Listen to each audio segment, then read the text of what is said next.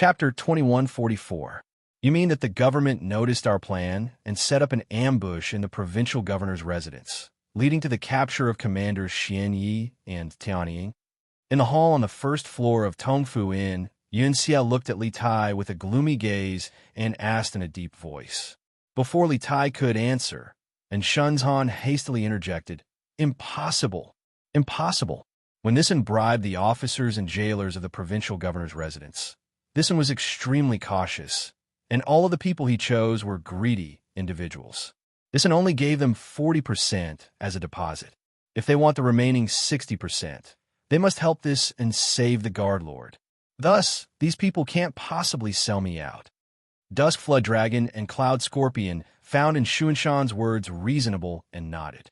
Li Tai looked at Shunzhan like he was an idiot, and then he said in a mocking tone, "Although it's not very likely that these greedy individuals would sell you out, there's no such thing as an impenetrable wall in the world. Do you think that your little tricks could escape the eyes of the 100 Horsemen? Don't forget that besides the 80,000 soldiers of the Bing province, Taiyuan City also has the 100 Horsemen under Li Junxian. The 100 Horsemen are extremely skilled at investigating, and the provincial governor's residence is where Zhao Diyin is imprisoned. Do you think that the 100 Horsemen wouldn't have planted spies in the provincial governor's residence?" The 100 Horsemen, Cloud Scorpion and Dusk Flood Dragon, couldn't help but cry out in alarm. The two of them glanced at each other, and Cloud Scorpion couldn't help but say, "This means that the 100 Horsemen might have noticed that Shunzhan bribed the officers and jailers." "You mean that the government noticed our plan and set up an ambush in the provincial governor's residence, leading to the capture of commanders Xian Yi and Tianying?" In the hall on the first floor of Tongfu Inn, Yun Xia looked at Li Tai with a gloomy gaze and asked in a deep voice. Before Li Tai could answer, and Shunzhan hastily interjected, "Impossible! Impossible! When I bribed the generals and guards of the provincial governor's manor, I was extremely cautious. Furthermore, the people I chose were all greedy people. I only gave them 40% as a deposit. If they want the remaining 60%, they have to help me save Lord Guard. Therefore, it is impossible for these people to betray me." Twilight, Wyrm, and Cloud Scorpion felt that Xuanshan's words made sense, and they couldn't help but nod inwardly. Li Tai looked at Shunzhan as if he was looking an idiot. Then, with a slightly mocking tone, he said, "Although it is unlikely that these mercenary people will betray you, there is no such thing as an impenetrable wall in this world. Do you think that your little actions will be able to escape the eyes of Baichi? Don't forget that besides the 80,000 soldiers of the Bing province, Taiyuan City also has 100 cavalry led by Li Junxian. Baichi is most adept at investigating information, and the provincial governor's mansion is an important place where Zhao Diyin is imprisoned. Do you think Baichi will not place spies in the provincial governor's mansion?" Baichi, Cloud Scorpion, and Twilight, Wyrm, couldn't help but cry out in alarm. The two of them glanced at each other, and Cloud Scorpion couldn't help but say, "If this is the case, Baichi might have already noticed that Shunzhan bribed the generals and guards of the provincial governor's mansion. You mean to say that the government noticed our plan and set up an ambush in the provincial governor's mansion, leading to the capture of commanders Xian Yi and Tianying?" In the first-floor hall of Tongfu Inn, Cloud Scorpion gloomily stared at Li Tai as he sternly asked. Before Li Tai could answer, and Shunzhan hastily interjected, "Impossible! Impossible! When I bribed the generals and guards of the provincial governor's mansion, I was extremely cautious. Moreover, all the people I chose were greedy people. I only gave them 40% as a deposit. If they want the remaining 60%, they have to help me save Lord Guard. Thus, these people will never betray me." Chapter 2145. Ask for help from the steppe and coordinate from the inside. Before the other Turkic spies in the inn could react, Cloud Scorpion's face suddenly paled. Before Zhao Diyin had been captured by the authorities, he had sent a messenger pigeon to the steppe, requesting Xieli to dispatch elite wolf cavalry to secretly infiltrate Taiyuan City and coordinate with the Turkic wolf guards inside the city to capture Taiyuan City in one fell swoop and capture Li Tai and the other Yanhuan College teachers and students back to the steppe. Even among these spies, this was a top-secret plan. Only 4 people knew about it, and Cloud Scorpion just so happened to be one of these 4. Even Twilight Flood Dragon didn't know about this plan. Of course, the reason why Zhao Dian didn't let Twilight Flood Dragon know about this top-secret plan was mainly because Twilight Flood Dragon's IQ was a little worrying. Zhao Dian was worried that Twilight Flood Dragon would accidentally tell others about the plan after knowing about it. That would spoil his plans. What Li Tai had just said was actually highly consistent with the top-secret plan that Zhao Dian had formulated long ago. This caused Cloud Scorpion to feel incomparably shocked. He couldn't help but wonder if Li Tai already knew about their top-secret plan. Don't you know something? Cloud Scorpion stared at Li Tai's face. If the latter's expression showed the slightest hint of evasiveness, he would not hesitate to take Li Tai and engage in a life-and-death struggle with the authorities. This was because the only reason they were not willing to use Li Tai's life to threaten the authorities to release Zhao Dian, besides the fact that this method was likely to result in mutual destruction and could not be used unless absolutely necessary, was that they still had one last thing they could rely on: the reinforcement from the steppe. They needed time, needed to mediate with the authorities. Before the steppe reinforcements arrived outside the city, they needed Li Tai to ensure Zhao Dian's safety. Once the steppe reinforcements arrived, they would launch an attack inside the city and coordinate with the reinforcements outside to capture Taiyuan City. At that time, the entire city would be theirs. It would not be difficult to rescue Zhao Dian and capture the teachers and students of Yanhuan College. But the premise of all this was built on the premise that the Tang Imperial Court was not on guard against their plan. If the Tang Imperial Court had already known about their plan, they would have deployed a large number of troops at the border, especially the area near Taiyuan City. At that time, even if Shelley had sent out the elite wolf cavalry, it would be as difficult as ascending to the heavens for them to infiltrate outside Taiyuan City without anyone noticing. If that was the case, there would be no need for them to continue negotiating with the government. Since they couldn't escape death, they might as well drag Li Tai along with them and fight with the government. Perhaps they might be able to find a way out. Therefore, it was fine if Li Tai's words were unintentional. But if they were, then as the leader of the Wolf Guard in the inn, he would have to change his plan and take a risk. What do you know? What do you want this prince to know? Li Tai's eyes were clear. Facing Cloud Scorpion's aggressive gaze, his eyes did not evade at all. He said, "This plan is the only feasible plan that this prince came up with after racking his brains and putting himself in your shoes. How about it? Are you impressed by this prince's extraordinary wisdom?" With that said, Li Tai proudly raised his chin at Cloud Scorpion.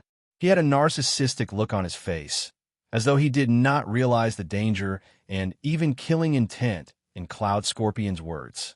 Of course, it had to be said that little Fatty's performance was at the level of a best actor. It was as though he really did not know of Zhao Dian's top-secret plan. Be it his expression, gaze, or words, there are no flaws. Cloud Scorpion, who wanted to find clues from Li Tai's expression, ultimately failed to see any clues. Perhaps this little fatty was really a blind cat that came up with this plan by chance? Cloud Scorpion could not help but mutter to himself when he saw Li Tai's clear eyes, and his expression did not seem to be fake. With this in mind, the killing intent in Cloud Scorpion's heart could not help but dissipate. As long as the government did not know of their top-secret plan, there was still hope for them to escape Sourcepeak City. They did not need to engage in a life-and-death struggle with the government. When he saw Cloud Scorpion's gaze ease up, Li Tai couldn't help but heave a sigh of relief in his heart. Actually, before he spoke those words just now, he'd already expected Cloud Scorpion's next reaction, and he'd made sufficient mental preparations. That was why his performance was so flawless and flawless. What sort of good plan is this? Although he had relaxed his guard against Li Tai, Cloud Scorpion did not plan on being merciful with his words. He snorted coldly and said, "Now that Lord Guard, Xinyi, and Skyhawk have fallen into the hands of the government, they will definitely press on and attempt to rescue you. It's too late for us to seek help from the grasslands now. It's too late to seek help now. We could have sought help 2 days ago, Cloud Scorpion silently added in his mind. At the same time, he could not help but feel immense admiration and joy for Zhao Dian's move. Based on the time, not only had the grasslands received their request for help, the wolf cavalry Shelley had dispatched had probably already infiltrated the Great Tang. As long as they could hold on for a few more days, they would definitely be able to receive reinforcements. With this thought in mind, Cloud Scorpion's gaze turned resolute. The only thing he could do now was lead the people of the inn to guard Li Tai and wait for reinforcements to arrive. What's there not be in time for? With this king in your hands, the government won't dare to make any moves. All you need to do is guard the inn and completely pin down the government until reinforcements arrive.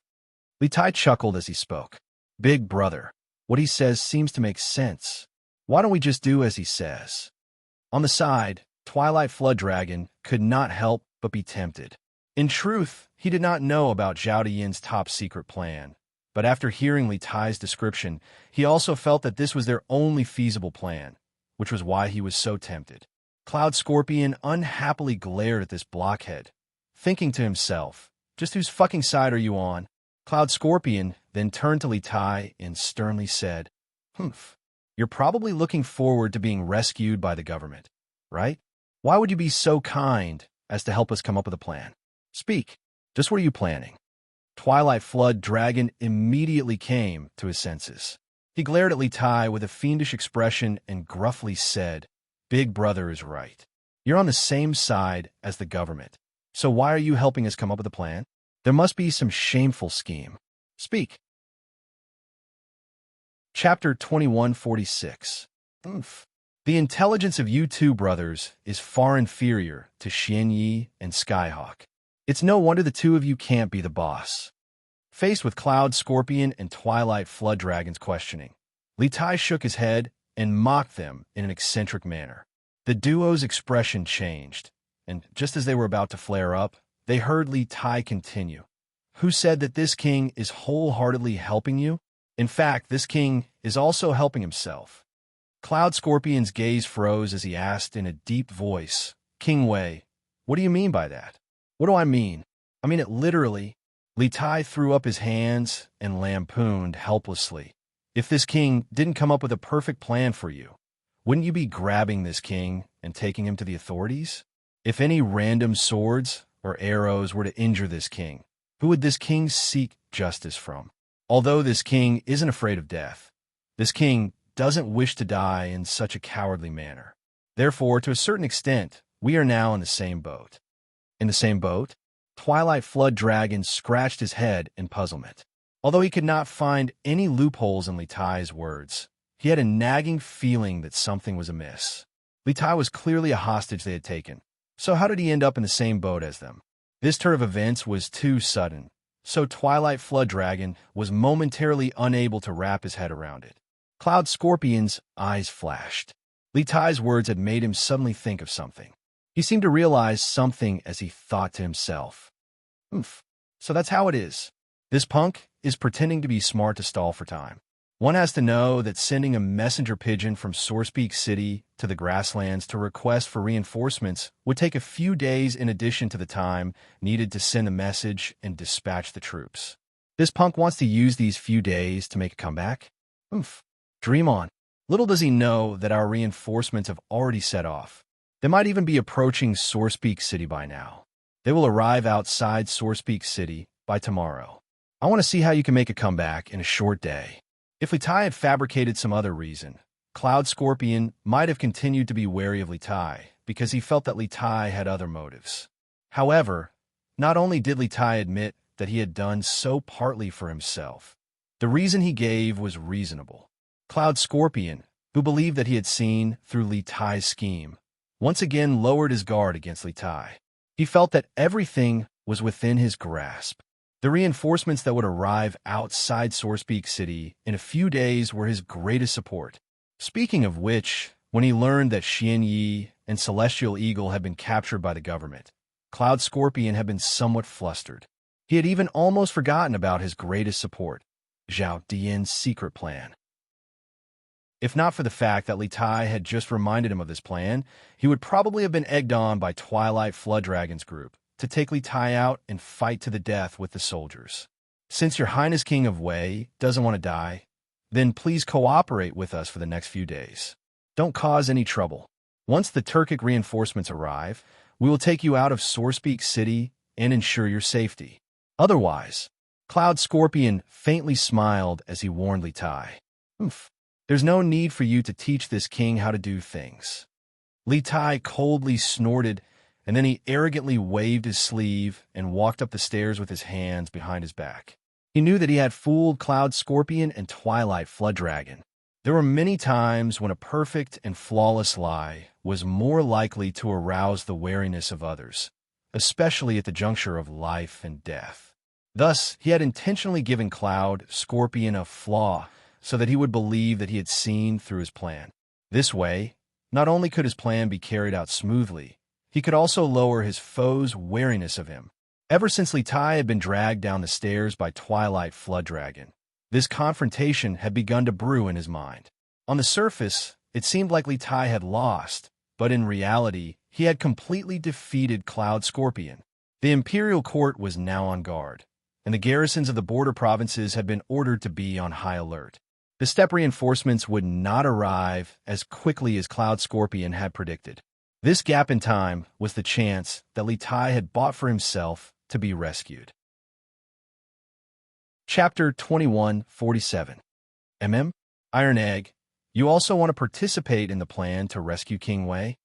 In the main hall of the provincial governor's residence, Li Junxian gave Wang Liaoyuan and Fang Gongting a few more instructions on stabilizing the city. Just when he was about to leave, Iron Egg suddenly arrived. Upon learning of Iron Egg's intentions, Li Junxian asked in surprise. In his plan, all the participants had to be top-class experts because each of them would have to deal with several, even tensome Turkic spies. Without sufficient skill, let alone completing the mission, they wouldn't even be able to protect themselves. Thus, he had made an exception and allowed Wang Chengwu to lead several top-class experts from the Wang clan shadow guards into this plan. But compared to Wang Chengwu, Iron Egg's martial arts were lacking. Even though Iron Egg was the disciple of Li Zishuan and had an above-average talent amongst the younger generation, he was still young. Qin was kidnapped because of me. I must save her. Iron Egg firmly nodded. Li Junxian could naturally sense Iron Egg's resolve, but after a few moments of hesitation, he shook his head. No, my plan is too dangerous for you. Moreover, I've already gathered enough strength and am very confident that I can rescue His Highness. There's no need for you to participate. Li Junxian had refused partly because he did not want Iron Egg's participation to affect his plan, and partly because he wanted to protect Iron Egg. After all, Iron Egg was Li Zishuan's disciple. If something happened to him, Li Junxian wouldn't be able to answer to Li Zishuan. Generally, although... Iron Egg, you also want to participate in the plan to rescue King Wei? In the main hall of the provincial governor's residence, Li Junxian gave Wang Liaoyuan and Fang Gongting a few more instructions on stabilizing the city. Just when he was about to leave, Iron Egg suddenly arrived. Upon learning of Iron Egg's intentions, Li Junxian asked in surprise. In his plan, all the participants had to be top-class experts because each of them would have to deal with several, even tensome Turkic spies. Without sufficient skill, let alone completing the mission, they wouldn't even be able to protect themselves. Thus, he had made an exception and allowed Wang Chengwu and several other top-class experts of the Wang clan shadow guards to participate in his plan. But compared to Wang Chengwu, Iron Egg's martial arts were somewhat lacking. Even though Iron Egg was a student of the younger generation, and Iron Egg's talent was above average among the younger generation, he was still young. Qin was kidnapped because of me. I have to save her. Iron Egg firmly nodded. Li Junxian could naturally sense Iron Egg's resolve, but after a few moments of hesitation, he shook his head. No, my plan is too dangerous for you. Moreover, I've already gathered enough strength and am very confident that I can rescue His Highness. There's no need for you to participate. Li Junxian had refused partly because he did not want Iron Egg's participation in his plan to be affected, and partly because he wanted to protect Iron Egg. After all, Iron Egg was Li Zixuan's disciple. If something happened to him, Li Junxian wouldn't be able to answer to Li Zixuan.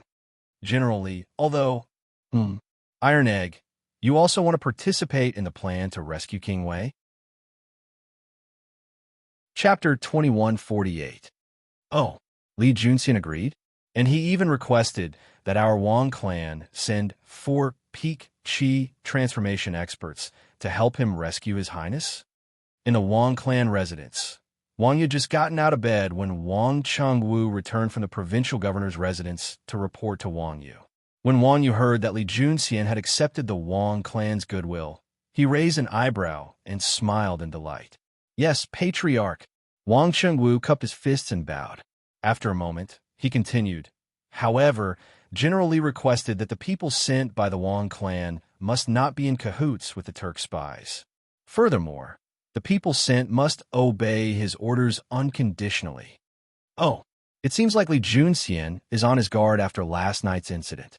Wang Yu is a shrewd and astute man, and he was able to deduce Li Junxian's intentions from Wang Chengwu's words. It was clear that after what had happened last night at the provincial governor's residence, Li Junxian no longer dared to hand over such an important mission to the Bing province barracks. In comparison, the Wang clan seemed to be more trusted by Li Junxian. Wang Yu couldn't help but smile at this thought. He turned to Wang Chengwu and said, I leave this matter to you. This old man has been away from the ancestral residence for many years, so I'm not as familiar with the situation of the clan's shadow guards as you are. In a little while, you will follow Li Junxian's request and select 4 experts from the clan's shadow guards. Remember, these 4 people don't have to be the best, but they have to have a clean background. They can't be colluding with the Turks. This matter not only concerns whether we can rescue His Highness King of Wei, but also concerns the fate of the Wang clan. No mistakes can be allowed. Wang Chengwu trembled in shock and hurriedly clasped his fist. Your subordinate understands. Wang Yu was still a little worried and said, how about this, after you've decided on the candidates, present the name list to the old man and let him check it. If he says there's no problem, you can take those 4 people to the provincial governor's mansion to report. From the information Wang Chengwu had sent back, Wang Yu could guess that Li Junxian was about to make a major move, and this major move was probably to rescue Li Tai. In this case, the reliability of the reinforcements sent by the Wang clan was extremely important. After all, if one of the reinforcements sent by the Wang clan were colluding with a Turkic spy and switched sides at the crucial moment, they could completely ruin Li Junxian's plan. The Wang clan, which was already a sinner, could not afford to bear such a crime. Therefore, this matter was both an opportunity and a challenge for Wang Jia. If they grasped it well, the Wang clan could atone for their crimes. If they didn't grasp it well and messed it up, it would be adding to their crimes. If they didn't do it well, Li Er might directly destroy the Wang clan in a fit of anger, just like the Chui clan back then. Oh, Li Junxian agreed, and he even proposed that our Wang clan send 4 peak Qi transformation experts to help him rescue His Highness. In the Wang clan residence, Wang Yu had just gotten out of bed. Wang Chengwu had returned from the provincial governor's residence to report to Wang Yu. When Wang Yu heard that Li Junxian had accepted the Wang clan's goodwill, he raised an eyebrow and smiled in surprise and delight. Yes, Patriarch. Chapter 2149. Your Majesty, an urgent report from Taiyuan. In the western courts of the Imperial Palace, Li Er had just woken up and was getting dressed under the care of Emperor Zhang's son and a group of palace maids. At this moment, Zhao Song walked in and bowed. Oh, an urgent report from Taiyuan? Li Er trembled and immediately turned to Zhao Song, a hint of reproach in his eyes. Everyone knew that Taiyuan City was in the middle of a storm, and what he feared the most was that bad news from Taiyuan City would cause the already weak Emperor Zhang's son to suffer another blow. Thus, Li Er had always ordered Zhao Song not to speak of any reports from Taiyuan City in front of Emperor Zhang's son. But why was Zhao Song acting so recklessly today? As expected, Empress Zhang's son, who was in the middle of tying Li Er's belt, couldn't help but tremble. She hurriedly shoved the belt into the hands of a palace maid and walked up to Zhao Song. An urgent report from Tai Yuan. Is there news from Qin Ke? Zhao Song raised his head and met Li Er's slightly reproachful gaze. For the time being, he could only pretend that he did not see it. Speaking of which, his actions today were not because he did not know the severity of the matter. The main reason was that the urgent report contained good news. Your Majesty, this urgent report was sent from Tai Yuan early this morning. At the time, Your Majesty and His Majesty were both resting, so this old servant acted on his own initiative and suppressed the telegram. Although it is not news from His Highness King Wei, it is related to His Highness. Your Majesty, please take a look. Zhao Song took a piece of paper from his sleeve and presented it to his forehead with both hands. This telegram was from last night. No, in the early hours of this morning, when Li Junxian had captured Xianyi. Your Majesty, an urgent report from Tai Yuan. In the western courts of the Imperial Palace, Li Er had just gotten out of bed and was getting dressed under the care of Empress Zhang's son and a group of palace maids. At this moment, Zhao Song walked in and bowed. Oh, an urgent report from Tai Yuan? Li Er's body trembled. He immediately turned his head to look at Zhao Song with a hint of blame in his eyes. Everyone knew that Tai Yuan City was in the midst of storm. Furthermore, he was most afraid that bad news from Tai Yuan City would cause Emperor Zhang's son, who was already in poor health, to suffer another blow. Therefore, Li Er had specially instructed Zhao Song not to speak of any information regarding Tai Yuan City in front of Empress Zhang's son. Sure enough, when Empress Zhang's son, who was tying Li Er's belt, heard this, her hands could not help but tremble. She hurriedly stuffed the belt in her hands into the hands of a palace maid beside her, then quickly walked in front of Zhao Song and asked anxiously, Tai Yuan emergency report. Is there news about Qin Ke? Zhao Song raised his head and met Li Er's slightly reproachful gaze. For the time being, he could only pretend that he did not see it. Speaking of which, his actions today were not because he did not know the severity of the matter. The main reason was that the urgent report contained good news. Replying to Your Highness, it was an urgent report from Tai Yuan early this morning. At the time, you and His Majesty had already gone to bed, so this old servant acted on my own initiative and suppressed the telegram. Although it is not news about His Highness King Wei, it is related to His Highness. Your Majesty, Your Highness, please take a look.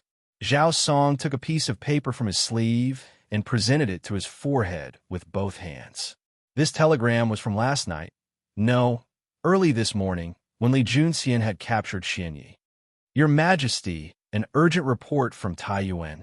The Imperial Palace, the Western Court. Li Er had just gotten out of bed and was getting dressed under the care of Empress Zhang's son and a group of palace maids. At this moment, Zhao Song walked in and bowed. Oh, an urgent report from Tai Yuan? Li Er's body trembled. He immediately turned his head to look at Zhao Song with a hint of blame in his eyes. Chapter 2150. Beep, beep, beep. In the Black Armored Army's camp, the soldiers had already woken up and were doing morning exercises. Li Zishuan didn't do morning exercises with the soldiers of the 5th Battalion because Bao Lin came to inform him that the telegraph had wrong. Thus, he quickly returned to his tent to receive the telegram. It's little Ke. Li Zishuan originally thought that it was Iron Egg who sent the telegram, but after confirming the identity of the person on the other end, he realized that the person who sent the telegram was actually Li Ke. Li Zishuan couldn't help but feel curious. Why would Li Ke send a telegram at this time? Could it be that something happened at the bank? Beep, beep, beep. Forcefully suppressing his curiosity, Li Zishuan calmed himself down and focused on the code sent by Li Ke. Speaking of which, he didn't need to take notes when receiving telegrams. He completely listened with his ears and translated in his mind. Chang, and who merchants in Shanghai, Kong Fuyang, and others are willing to pay a huge sum of 50,000 strings of cash to purchase the rights to the Strange Taste Pavilion's products and the western regions from the Yanhuang Chamber of Commerce.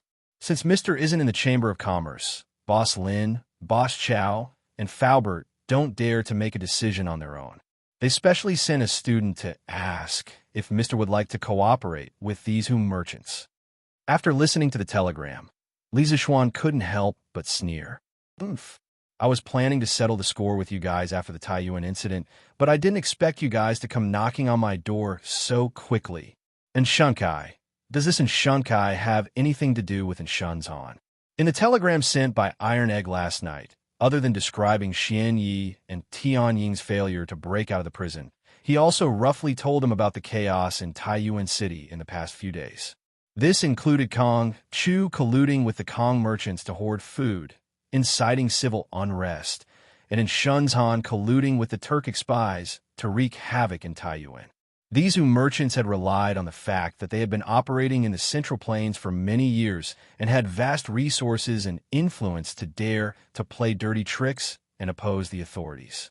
Whether they had done it intentionally or not, they had directly or indirectly helped the Turkic spies and made it very difficult for Li Zixuan to rescue Li Tai. One could say that Li Zixuan hated these people to the bone. Li Zixuan was now in the military camp, and Li Tai hadn't been rescued yet, so he didn't have the heart to retaliate against the 9 families of Zhaowu. But he didn't expect that those people would actually deliver themselves to his door. How could he let them go? Others might be afraid of the 9 families of Zhaowu, but Li Zixuan had the backing of the Yanhuang Chamber of Commerce, Curious Pavilion Workshop, Yanhuang College, and the Yanhuang Bank. Strictly speaking, his current power and the financial resources he could mobilize were no less than the 9 families of Zhaowu. More importantly, his mind was filled with the knowledge of the 21st century. Knowledge was priceless, and with this advanced knowledge, he could casually create many products that the people of this era would scramble for. For example, the glassware and bicycles produced by the Curious Pavilion Workshop, electric lamps, toilet paper, and so on. In the future, perfume, soap, radios, and other must-make products for transmigrators would also be created by him or his students. Each of these products would bring in a massive amount of wealth. But what about those merchants of the 9 families? As the Sut region was located at the throat of the Silk Road, the 9 families of Zhaowu, the Suts, naturally became a people with a tradition of doing business. To put it bluntly, they were hereditary middlemen. They sold China's silk to the West, and the West's gems and wine to the Tang Dynasty. These people only knew how to buy and sell, and they had no skill to speak of. They would eventually be eliminated by the times. Perhaps this was why they were willing to spend so much money to buy the right to market the products of the Curious Pavilion Workshop. They could see that the products of the Curious Pavilion were irreplaceable and that there was a massive business opportunity behind them. Beep, beep, beep, beep. Tell them that it's impossible for us to work together. Not only that, from now on, the Yanhuang Bank and the Tang Dynasty will no longer provide any services to the merchants of the Kong Kingdom and the Kingdom. Chapter 2151. In modern times, financial sanctions were the most severe form of economic sanctions. The United States often imposed financial sanctions on other countries, and it was very unilateralist. Ever since World War II, the U.S. dollar successfully defeated the British pound and became the global currency overlord. In modern times, the U.S. dollar circulating in the world was issued by the United States Congress, but Congress never had to pay it back because it was impossible. Moreover, the world's oil settlement was unified in the U.S. dollar, so the U.S. dollar had the power to set the price of oil. In addition, the U.S. money bags had operated for hundreds of years around the world to establish a cash flow channel. Through the U.S. dollar, they could almost achieve remote control of the global economy. When Li Zixuan introduced Tang Yuan and established the Yanhuang Bank, his original intention was to make it convenient for the Yanhuang College's teachers and students to spend money in the college. When this currency system matured, he would promote it to the entire Lantian County and then to the entire Tang Empire. His ultimate goal was to let Tang Yuan replace the copper coin and become the official currency of the Tang Empire. In the end, he would use the Tang Empire's prestige in the world to promote Tang Yuan to other countries and become the world's currency. In this way, the Tang Empire's financial system would affect the entire world.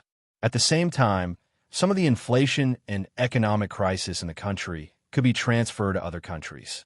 In this way, even if the other emperors after Lier were muddle-headed and incompetent, at least with a strong financial system, they would not be as poor as the Chongzhen dynasty at the end of the Ming dynasty. Therefore, it could be said that once Li Zishuan's financial system was established, the foundation of the Central Plains dynasty would become even stronger. In layman's terms, even if there were a few prodigal emperors in the future, the Central Plains dynasty would not be in danger of being destroyed by foreign races easily, because the family's foundation would be strong. In Li Zishuan's initial expectation, a complete and even global financial system would not be successful without the efforts of several generations, especially in ancient times when there was a lack of financial talents. Fortunately, Tang Yuan and the Yanhuang Bank received the full support of Li Zishuan and the imperial court as soon as they appeared. This starting point was much higher than what Li Zishuan had expected. In addition, with the elites of Yanhuang College, led by Li Ku, assisting Li Zishuan in establishing the Yanhuang Bank and promoting Tang Yuan, the progress of establishing the Tang Yuan currency system was much faster than Li Zishuan's initial expectations. Today, almost all of the Tang dynasty's 360 states were covered by the Yanhuang Bank, and the Tang Yuan, a new currency, was being accepted by more and more people. Not only that, last year, with Li Zishuan's efforts, Li Zishuan decided to establish a Department of Commerce to develop sea trade and started frequent sea trade with the various countries in Nanyang. In the process of trade, the lack of a unified currency brought about a lot of trouble for the merchants of various countries. The merchants of various countries either exchanged gold, silver, and jewelry for goods or bartered directly. However, these two methods of settlement were not accurate and were even more inconvenient, resulting in some disputes and friction. The appearance of the Tang Yuan completely solved this problem for the merchants of various countries. This was because this currency was not only convenient to carry around, but it was also endorsed by the Tang dynasty's imperial court. The Tang dynasty was vast and rich in resources. With the Tang Yuan, they could purchase all kinds of goods in the various states, counties, and cities of the Tang Yuan. Moreover, all the goods were clearly priced and settled with the Tang Yuan.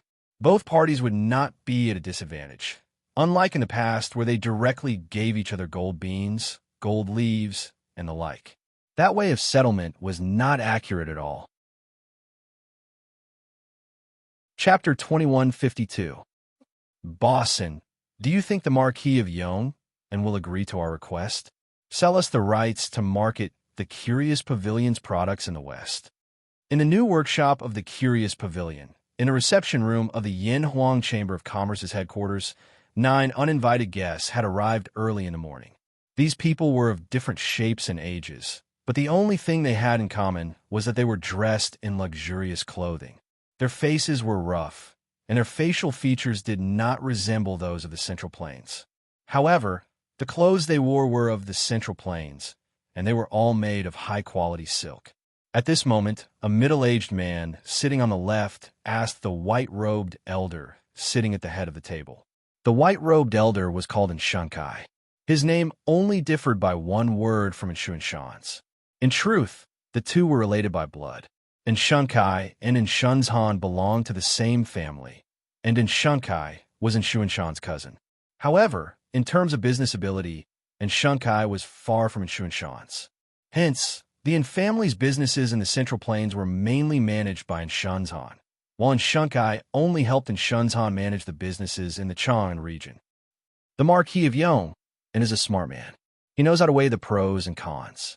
The rights to market the western regions are of little value to him. If he sells it to us, not only will he get 50,000 strings of cash, we will also help the Curious Pavilion's products expand the market.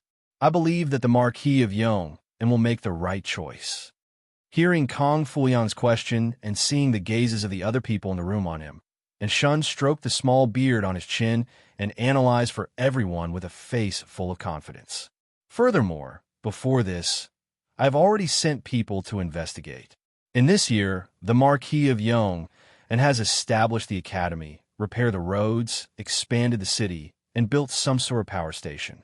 Each of these projects cost a huge sum of money. Even if the Curious Pavilion under him earns a lot of money every day, it will definitely not be able to withstand his expenditure. Hence, I speculate that the Marquis of Yong and should be very short on money. Otherwise, the Yin Huang Chamber of Commerce would not have held a donation gathering in Lantian County to raise military funds for the imperial court. Now, we are willing to offer 50,000 strings of cash for the rights to market the western regions. The Marquis of Yong, and will not reject such a good deal. Boston, do you think the Marquis of Yong and will agree to our request? Are you going to sell us the rights to sell your products in the West? In the new workshop of the Strange Interest Pavilion, in a reception room of the Yin Huang Chamber of Commerce's headquarters building, 9 uninvited guests had arrived early in the morning.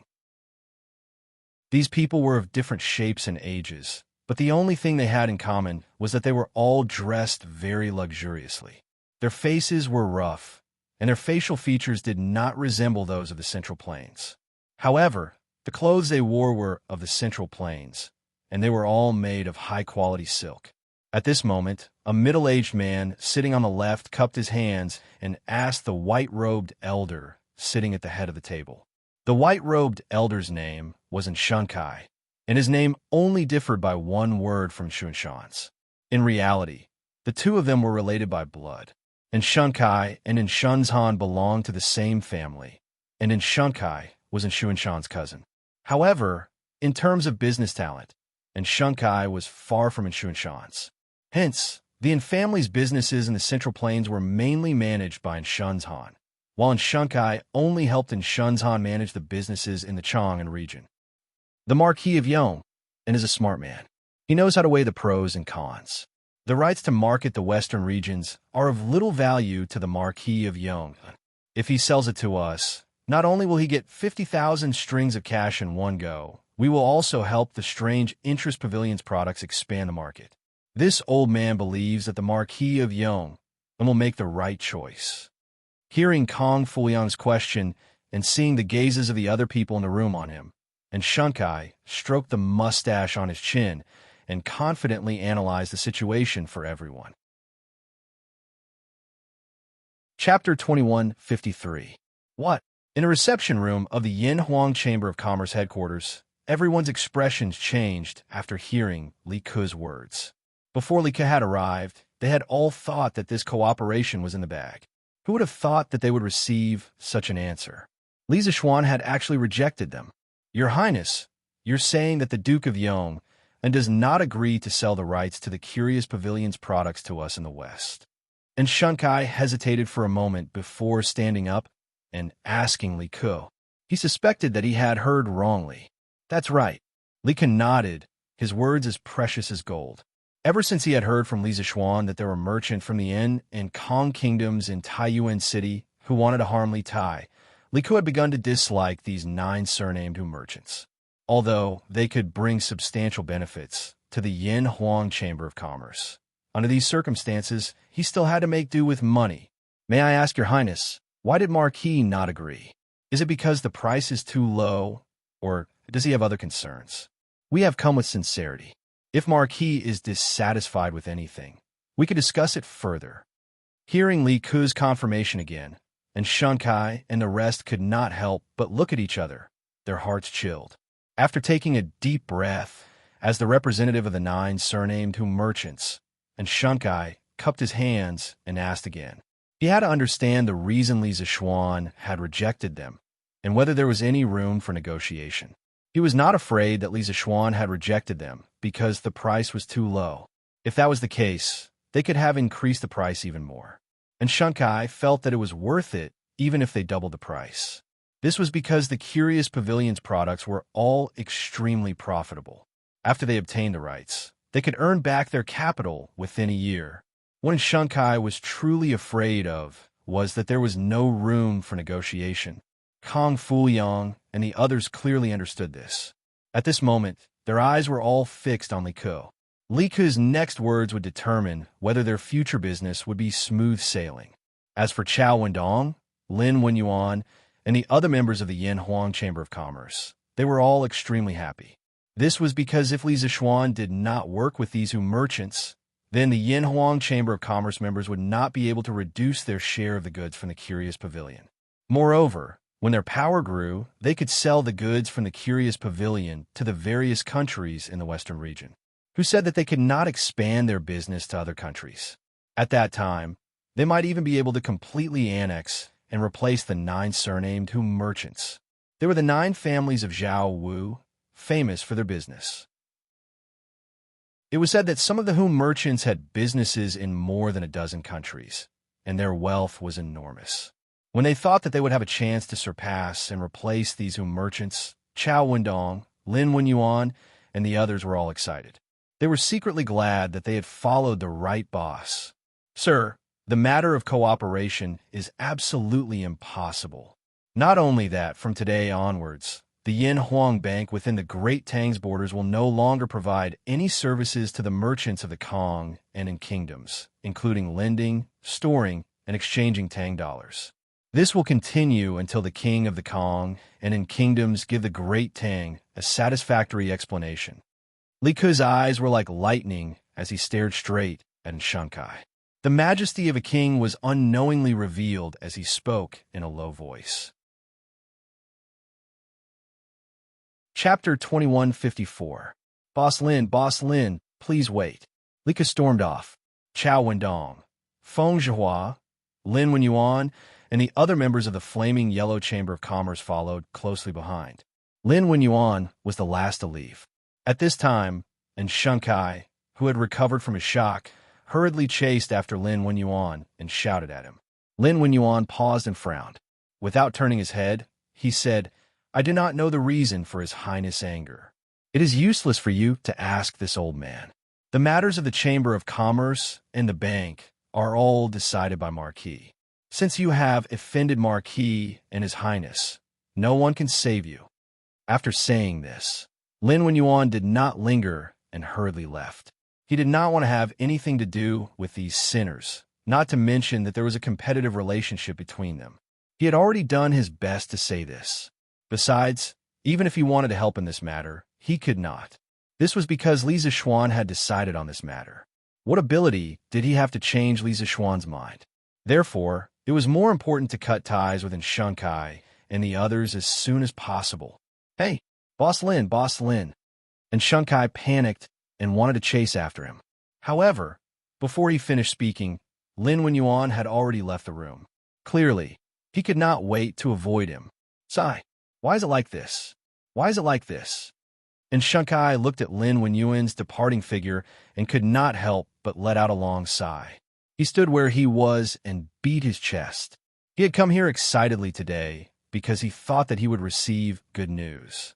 However, he didn't expect that instead of good news, he would receive 2 pieces of bad news. He could still accept the first piece of bad news, but the second piece of bad news was fatal to him. It was no different from a devastating blow. From what the King of Shu said, our cooperation with the Flaming Yellow Chamber of Commerce is completely lost. The reason for this matter is because of the merchants from the Kong and in Kingdom who wanted to murder the King of Wei in Taiyuan City. Boss, and do you know any merchants from the Kingdom who happen to be in Taiyuan? At this moment, a middle-aged man in a light blue robe asked. This person was not from the Kong Kingdom or the Kingdom, but from the Stone Kingdom of the 9 families of Zhao Wu. His name was Shernanshou. Boss Lin, please wait." Li Ke flicked his sleeves and left. Chao Wendong, Feng Zhihua, Lin Wenyuan, and the other members of the Flaming Yellow Chamber of Commerce also followed closely behind. Lin Wenyuan was the last to leave. At this time, Shun, who had recovered from his shock, hurriedly chased after Lin Wenyuan and shouted at him. Lin Wenyuan's footsteps paused. He furrowed his brows and said without turning his head, "I don't know the reason for His Highness' anger. It's useless for you to ask me.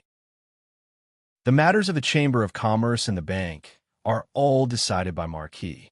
Since you have offended Marquis and His Highness, no one can save you." After saying this, Lin Wenyuan did not linger and hurriedly left. He did not want to have anything to do with these sinners, not to mention that there was a competitive relationship between them. He had already done his best to say this. Besides, Even if he wanted to help in this matter, he could not, because this was Li Zixuan's decision. How could he, Lin Wenyuan, have the ability to change Li Zixuan's mind? Therefore, it was more important to cut ties with Enshun and the others as soon as possible. Hey, Boss Lin, Boss Lin. Chapter 2155. Bossin, you said that you wanted to mediate, but the Marquis of Yong and has already ordered that the Yin Huang Bank will no longer provide services to merchants from our two countries. How can we mediate this?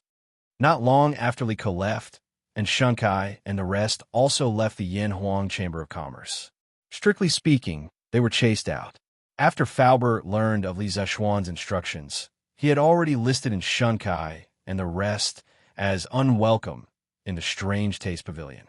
And Shunkai and the rest did not chat for long in the guest room before they were escorted out of the Yin Huang Chamber of Commerce by someone sent by Faubert. On the carriage back to Chang, and Kong Fuyang asked worriedly, on the sanctions list of the Yin Huang Bank, there were only merchants from the Kong country and the Yin country. Therefore, Kong Fuyang and Enshun had become fellow sufferers. When they returned, they rode in the same carriage. As for the other 7 people, they rode in their own carriages. Brother Kong, although the Marquis of Yong, and founded the Yin Huang Bank, from what this old man knows, the Yin Huang Bank does not belong to the Marquis alone. Since this path does not work, let's find another one. And Shunkai had already regained his composure and wisdom. His gaze was deep as he spoke. Kong Fuyang's eyes lit up, and he hurriedly asked, "Oh, brother, do you have other connections in Chang'an?" And Shunkai stroked his beard and said in a low voice, "Not really, but this old man still knows some people in Chang'an City. But this matter has already involved King Wei. If we want to mediate, we will have to pay a hefty price. It is not something that the two of us can solve. How about this? When we return to Chang and City, we will gather all the reputable merchants from the Kong and in kingdoms in Chang and City to discuss this matter together. How about that?" When Kong Fuyang heard this, he immediately understood. Indeed, this matter involved the princes of the Tang Empire. If they want to get through the various joints, they would probably need to spend a lot of money. It was true that he and Enshun were rich, but their money did not come from nowhere. The sanctions of the Yin Huang Bank affected all the merchants from the Kong Kingdom and the Yin Kingdom who did business in the Tang Empire. The two of them did not need to be the big shots and spend money to resolve this matter alone. Bossin, you just said that you wanted to find a way to mediate, but the Marquis of Yong and has already given the order for Yin Huang Bank to no longer provide services to the merchants of our two countries. How can this matter be mediated? Not long after Li Ke left, and Shunkai and the rest also left the Yin Huang Chamber of Commerce headquarters. Strictly speaking, they had been chased out. After receiving Li Zixuan's instructions, Faubert had already listed in Shunkai and the rest as unwelcome in the Strange Taste Pavilion. And Shunkai and the rest had not chatted in the guest room for long before they were escorted out of the Yin Huang Chamber of Commerce headquarters by someone sent by Faubert. On the carriage back to Chang, and Kong Fuyang asked worriedly, on the sanctions list of the Yin Huang Bank, there were only merchants from the Kong country and the Yin country. Therefore, Kong Fuyang and Enshun had become fellow sufferers. When they returned, they rode in the same carriage. As for the other 7 people, they rode in their own carriages. Old brother Kong, although the Marquis of Yong, and founded the Yin Huang Bank, from what this old man knows, the Yin Huang Bank does not belong to the Marquis of Yong and alone. Since this path does not work, we will find another one. Chapter 2156. Master, what should we do now? Where are we going to gather so much cash in a day? Furthermore, I heard that not only will the Yin Huang Bank not lend us any more money, we can't even exchange for Tang Yuan or deposit money in the future. If that's the case, I'm afraid that our business will be greatly affected. In residence, the old housekeeper bowed and asked in Shunkai worriedly. The Yin family had dozens of shops in Chang and City, which involved various industries such as cloth, jade, pawn, and so on. For consumer shops, such as ready-made clothes shops and jade shops. The ban of Yinhuang Bank would not have an obvious impact on them, because they usually collected money from consumers. Even if they sometimes needed to give change, they could use the money from consumers to maintain the balance.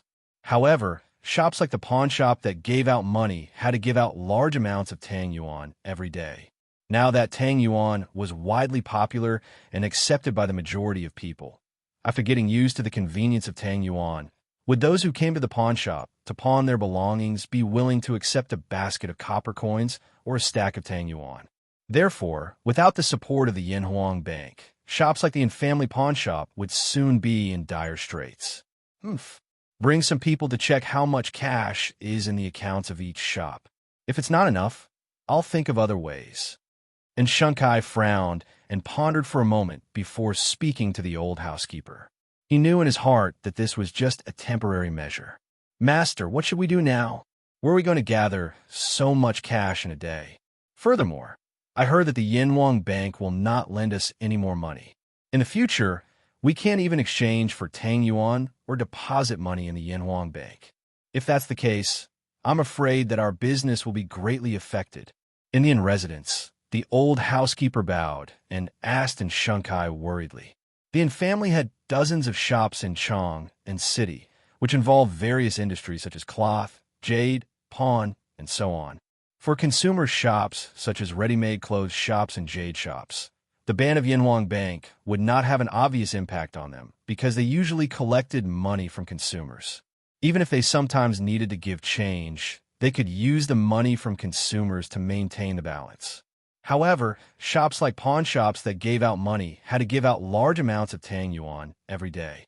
Tang Yuan was now widely popular and was accepted by the majority of people. After getting used to the convenience of Tang Yuan, would people who came to pawn their belongings be willing to accept a basket of copper coins or a stack of Tang Yuan? Therefore, without the support of Yinhuang Bank, shops like the family pawn shop would soon be in dire straits. Take some men with you and check how much cash is in each shop's account. If it's not enough, this old man will think of another way. And Shunkai frowned and muttered to himself for a moment before he spoke to the old butler. He knew in his heart that this was only a temporary measure. Master, what should we do now? Where are we going to get so much cash in one day? Furthermore, this old servant has also heard that not only will Yinhuang Bank not lend us any more money, we won't even be able to go to Yinhuang Bank to exchange for Tang Yuan or deposit money. If that's the case, I'm afraid our business will be greatly affected. Inside the inn manor, the old steward bowed and asked in Shunkai worriedly. Chapter 21:57. Your subjects congratulate your majesty. Seeing Qin Xiong take the lead, the officials did not want to dampen Lier's spirits. They all stopped their private discussions and cupped their hands to Lier. Among them, Cheng Yaojin was the one who shouted the loudest. Li Zixuan was the junior he valued the most. Now that the Turks were experiencing frost in midsummer, Li Zixuan's wondrous plan was more than half successful. This was a crucial factor that could decide the outcome of the war between the two countries. In this way, Li Zixuan could be said to have performed another meritorious service for the Great Tang. As a senior, he naturally shared in the glory. This old fellow's voice had always been loud, and now that he could raise his voice, it caused the entire Taiji palace to hum. The general standing beside him almost suffered internal injuries from old Cheng's voice. However, there was no lack of old foxes in the imperial court, such as Zhang Sun Wuji and Fang Xianling. Although they did not know of the plan that Li Zixuan had proposed to divide the Turks, they could tell that Li Er's words seemed to be concealing something and had not told the entire truth. This was because this method of using worldly phenomena to spread rumors and bewitch the hearts of the people required the right time and place. Yesterday, frost had descended on the steppe, and Lier had only just sent someone to inform Tang Jian to use rumors to incite the tribes of the steppe. It was probably already too late. They believed that as an emperor who had been born on horseback, Lier would not make such a low-level mistake. But since Lier was so certain that the Turks would fall into internal strife, this meant that Lier definitely had some tricks up his sleeve that they did not know of. Mao Gong, Lier nodded at this moment, looked at one of the generals, and said in a deep voice, "This old subject is here." A slightly plump middle-aged general walked out and cupped his hands to Lier. "Your subjects congratulate your majesty." Seeing Qin Xiong take the lead, the officials did not want to dampen Lier's spirits. They all stopped their private discussions and cupped their hands to congratulate Lier. Li Zishuan was the junior he valued the most, and now that the Turkic Khaganate was in the middle of summer, Li Zishuan's wondrous plan had mostly succeeded. This was a crucial factor that could decide the outcome of the war between the two countries. In this way, Li Zishuan could be said to have performed another service for the great Tang, and as his senior, he naturally shared in the glory. This old fellow's voice had always been loud, and now that he could raise his voice, it caused the entire Taiji palace to hum. The general standing beside him almost suffered internal injuries from old Cheng's voice. But there was no lack of old foxes in the imperial court, such as Zhang Sunwuji and Fang Xianling. Although they did not know of the plan that Li Zishuan had proposed to divide the Turks, they could tell that Lier was concealing something and had not told the entire truth. This was because this method of using worldly phenomena to spread rumors and bewitch the hearts of the people required the right time and geographical location. Yesterday, the plains had fallen in the middle of summer, and Lier had only just sent someone to inform Tang Jian to use rumors to incite the tribes of the plains. It was probably already too late. They believed that as an emperor who had been born on horseback, Lier would not make such a low-level mistake. But since Lier was so certain that the Turks would fall into internal strife, it meant that Lier definitely had some tricks up his sleeve that they did not know of. Mao Gong. Lier nodded at this time, looked at one of the generals, and said in a deep voice, "This old subject is here." A plump middle-aged general walked out and cupped his hands to Lier. Chapter 2158.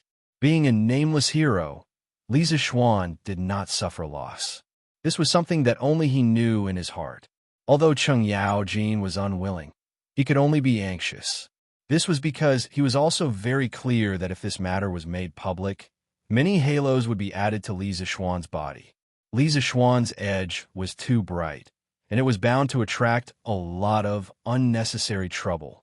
The tallest tree in the forest would be the first to be destroyed by the wind. This saying was not without reason. There are 3 open sentries at the northwest corner of the inn, and 1 hidden sentries at the 3rd and 5th trees to the west. There are 6 open sentries at the back gate of the inn, 2 hidden sentries at the tea house across the street, and 1 hidden sentries at the first tree to the east and west of the tea house. There are 4 open sentries at the northeast corner of the inn, 1 hidden sentries at the firewood pile to the west of Fenghe Street, and 1 hidden sentries at the butcher's shop to the east.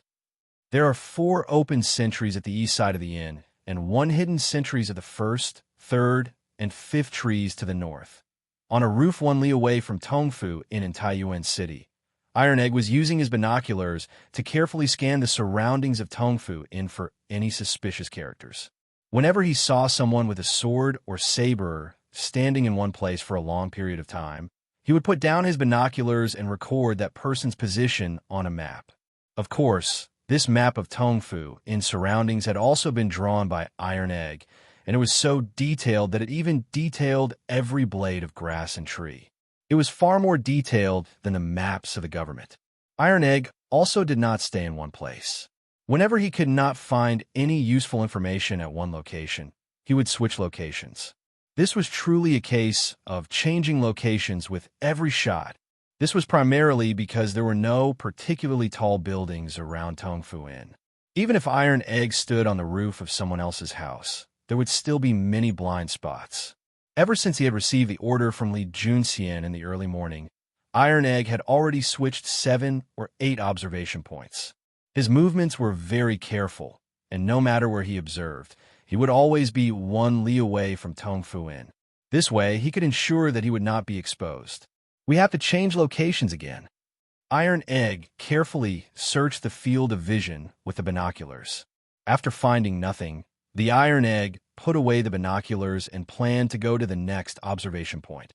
He first looked around, and when he found that there was no one around, He lightly jumped down from the roof and then walked south along the street as if nothing had happened.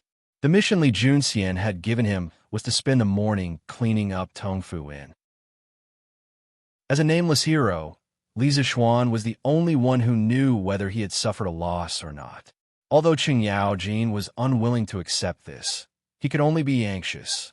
He knew very well that if this matter were to be made public, Li Zixuan would be given a lot of glory. Li Zixuan would be too outstanding and would inevitably attract a lot of unnecessary trouble. The tallest tree in the forest would be destroyed by the wind. This saying was not without reason. There are 3 open sentries at the northwest corner of the inn and 1 hidden sentries at the 3rd and 5th trees to the west. There are 6 open sentries at the back gate of the inn, 2 hidden sentries at the tea house across the street, and 1 hidden sentries at the first tree to the east and west of the tea house. Chapter 2159. What? You want to investigate the area around the inn? When Li Junxian heard that Iron Egg wanted to personally investigate the area around the inn, he couldn't help but be alarmed. Without much hesitation, he hastily refused. No, this is too dangerous. His Highness is still in their hands. So even though the soldiers have surrounded the area around Tongfu Inn, they have not dared to do anything excessive. They fear that the Turkic spies in the inn will act out of desperation. If you go alone and they discover you, they will first capture you, and second, they might try to harm His Highness. This is too risky.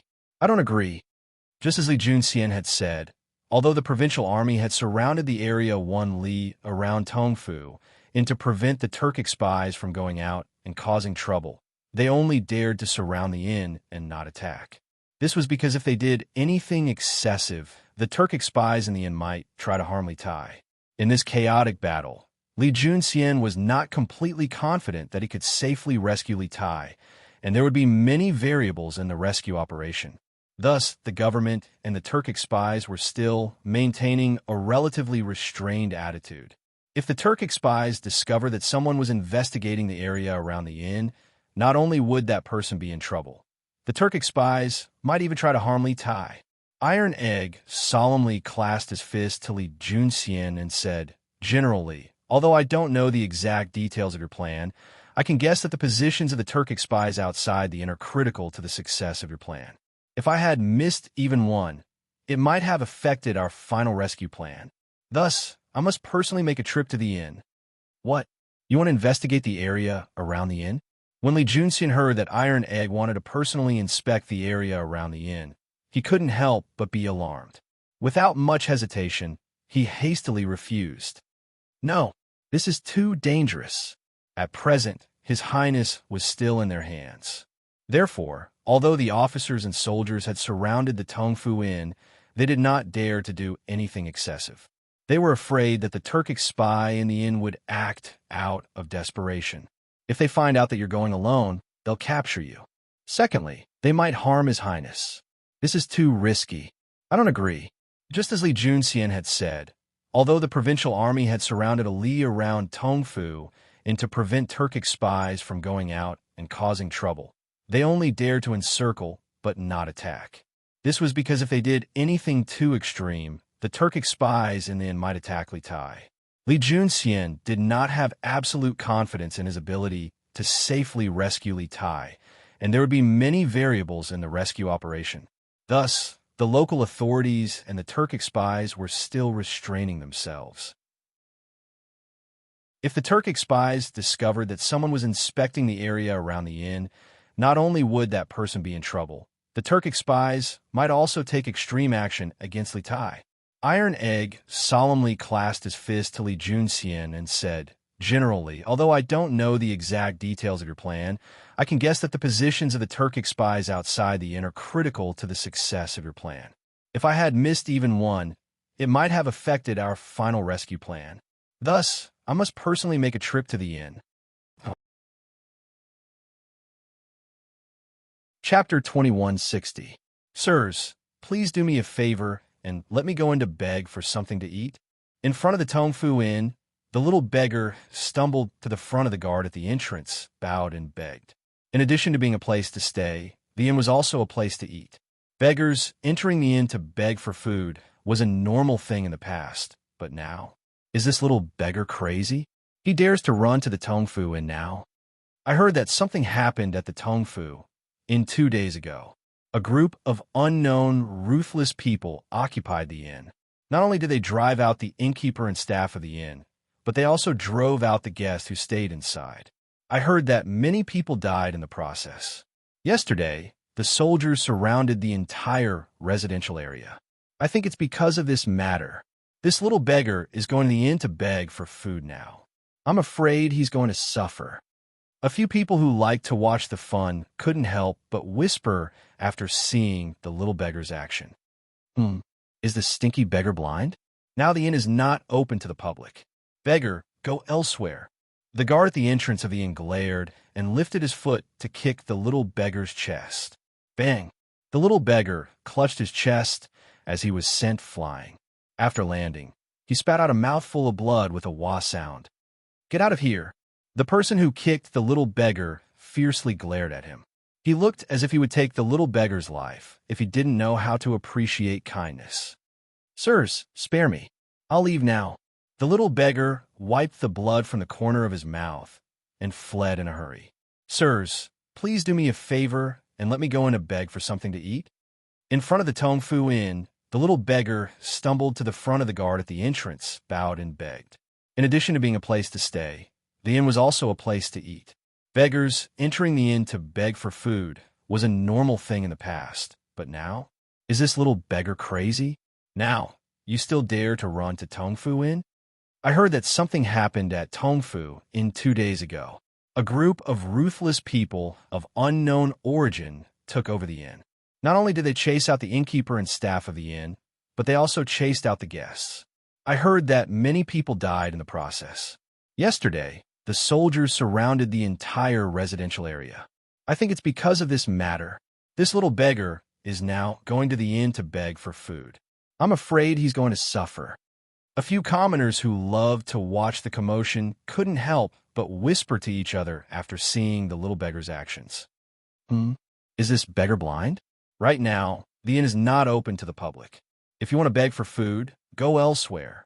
The guard at the entrance of the inn widened his eyes and lifted his leg to kick the little beggar's chest. Bang!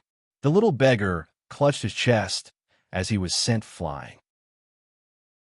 After landing, he spat out a mouthful of blood with a wah sound. Get lost! The person who kicked out glared fiercely at the little beggar, looking as if he would take his life if the little beggar didn't know what was good for him. Spare me, sir. I'll leave right now. The little beggar wiped the blood from the corner of his mouth and fled in a hurry.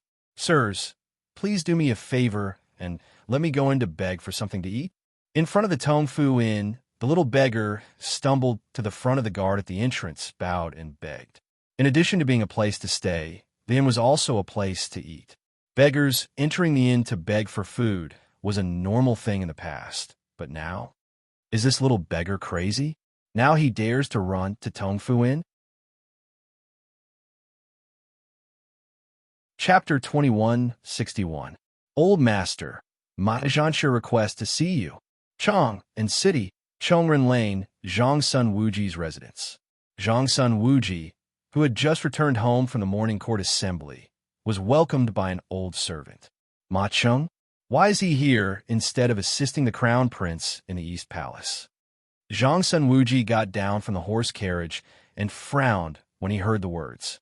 He was old, and his body wasn't as healthy as Cheng Yaojin and Qin Xiong. Thus, he couldn't ride a bicycle to the morning court assembly every day. However, he actually liked the novelty of riding a bicycle. It was convenient, fast, and he could go whenever he wanted. However, his body condition didn't allow it. Thus, after experiencing the initial novelty, Zhangsun Wuji returned to riding a carriage to the morning court assembly. Ma Cheng was the newly appointed Crown Prince Zhanshe. The previous Crown Prince Zhanshe was Li Zixuan. However, with Li Zixuan's continuous promotion over the past year, the small Crown Prince Zhanshe became a marquis and was conferred as the provincial governor of a state. With such a status, it was obviously inappropriate for him to be the Crown Prince Zhanshe. Furthermore, Li Zixuan didn't have the time to go to the East Palace to carry out Crown Prince Zhanshi's duties. Thus, about a month ago, under Zhang Sun Wuji's recommendation, the newcomer Ma Cheng was appointed as the Crown Prince Zhanshi. Ma Cheng was originally a scholar under Zhang Sun Wuji. He came from a poor family. Fortunately, Zhang Sun Wuji recognized him and recruited him. Thus, he was able to establish himself in Chang and city, where every inch of land was worth its weight in gold. Ma Cheng's literary talent was outstanding and he was knowledgeable. Most importantly, he was loyal to Zhang Sun Wuji. Thus, Zhang Sun Wuji recommended him as the Crown Prince Zhanshi to accompany Li Chengxian in his studies. As the imperial uncle of the current dynasty, Zhang Sun Wuji wanted Li Chengxian to become the true heir apparent and the future emperor of Great Tang more than anyone else. Even though Li Tai was also the biological son of Empress Zhang Sun, since ancient times it had always been the elders and not the young. Zhang Sun Wuji didn't want to break this rule set by his ancestors, because once he took the lead to break the rule, there would be countless people following behind him who wanted to break the rule. Master, Ma Zhanshi requests an audience. Chang in city, Chongren Lane, Zhang Sun Wuji's residence. Zhang Sun Wuji, who had just returned home from the morning court, had not even entered the house when an old servant came up to him and bowed. Ma Cheng, what is he doing here instead of helping the crown prince in the Eastern Palace? Zhang Sun Wuji said with a frown as he got off the carriage. He was old, and his body wasn't as healthy as Cheng Yao Jin and Qin Xiong. Thus, he couldn't ride a bicycle to the morning court every day. However, he actually quite liked the novelty of riding a bicycle. It was convenient, fast, and he could go whenever he wanted. However, his body didn't allow it. Thus, after experiencing the novelty at the beginning, Zhang Sun Wuji returned to riding a carriage to the morning court. Speaking of Ma Cheng, he was the newly appointed Crown Prince Zhanshi. The previous Crown Prince Zhanshi was Li Zixuan. However, with Li Zixuan's continuous promotion over the past year, the small Crown Prince Zhanshi had become a marquis of the current dynasty and was even conferred as the provincial governor of a province. With such a status, it was obviously inappropriate for him to be the Crown Prince Zhanshi. Furthermore, Li Zixuan indeed didn't have the time to go to the Eastern Palace to carry out Crown Prince Zhanshi's duties. Thus, about a month ago, under Zhang Sun Wuji's recommendation, the newcomer Ma Cheng took up the position of Crown Prince Zhanshi. Chapter 2162. Why would Li Ke suddenly go against the merchants from the Kong Kingdom and the Yin Kingdom for no reason? In the side hall, Zhang Sun Wuji put down the teacup in his hand, looked at Ma Cheng, and asked in confusion. I don't know about this. However, the Yin Huang Bank had specifically targeted the merchants from the Kong Nation and the Yin Nation. They were probably only after profits. Elders should know that the 9 families of Zhao Wu have been doing business in the Central Plains for many years. They are strong and have many shops. Perhaps the king of Shu wants to use this to suppress the 9 families of Zhao Wu. With this, the merchants from the Yin Huang Chamber of Commerce will gain a greater advantage. Ma Cheng's eyes flashed as he clasped his hands and said to Zhang Sun Wuji. He naturally knew a little about the reason why the Yin Huang Bank had banned the merchant from Yin Kingdom and Kong Kingdom. However, he could not be too clear with Zhang Sun Wuji at this moment.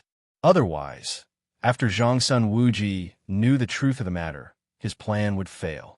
Secondly, if he told the reason why the Yin Huang Bank had banned the merchant from Yin Kingdom and Kong Kingdom in detail, wouldn't it mean that he was very clear about the inside story of this matter?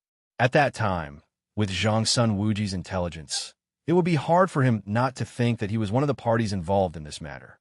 He could only be an outsider and tell Zhang Sun Wuji such news so that Zhang Sun Wuji wouldn't be suspicious. The Yin Huang Chamber of Commerce? You're saying that Li Ku is secretly helping the Yin Huang Chamber of Commerce? Zhang Sun Wuji's eyes narrowed and his expression turned ugly as he asked in a deep voice.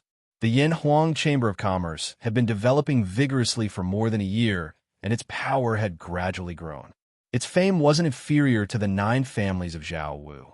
People like Qin Xiong, Cheng Yaojin, Niu Jinda, and the others all had shares in the Strange Taste Pavilion because of their relationship with Li Zixuan. The dividends they received every month weren't a small amount. Originally, because they were relatives of the royal family, the Zhongsun family was considered a wealthy family. However, because of Li Zixuan, the Qin and Cheng families were almost richer than the Zhongsun family. It wasn't that Zhongsun Wuji was greedy for money. It was just that every time he thought of this, he couldn't help but feel angry. Now that he knew that Li Ku could possibly use the Yin Huang Chamber of Commerce to suppress other merchants and raise the Yin Huang Chamber of Commerce, Zhongsun Wuji was even more unhappy. Hearing that, Ma Cheng hurriedly stood up in fear and trepidation and said, This is just my personal guess. I don't have any evidence. Elder, you don't have to take it seriously. Why would Li Ku suddenly go against the merchants from the Kong Kingdom and the Yin Kingdom for no reason?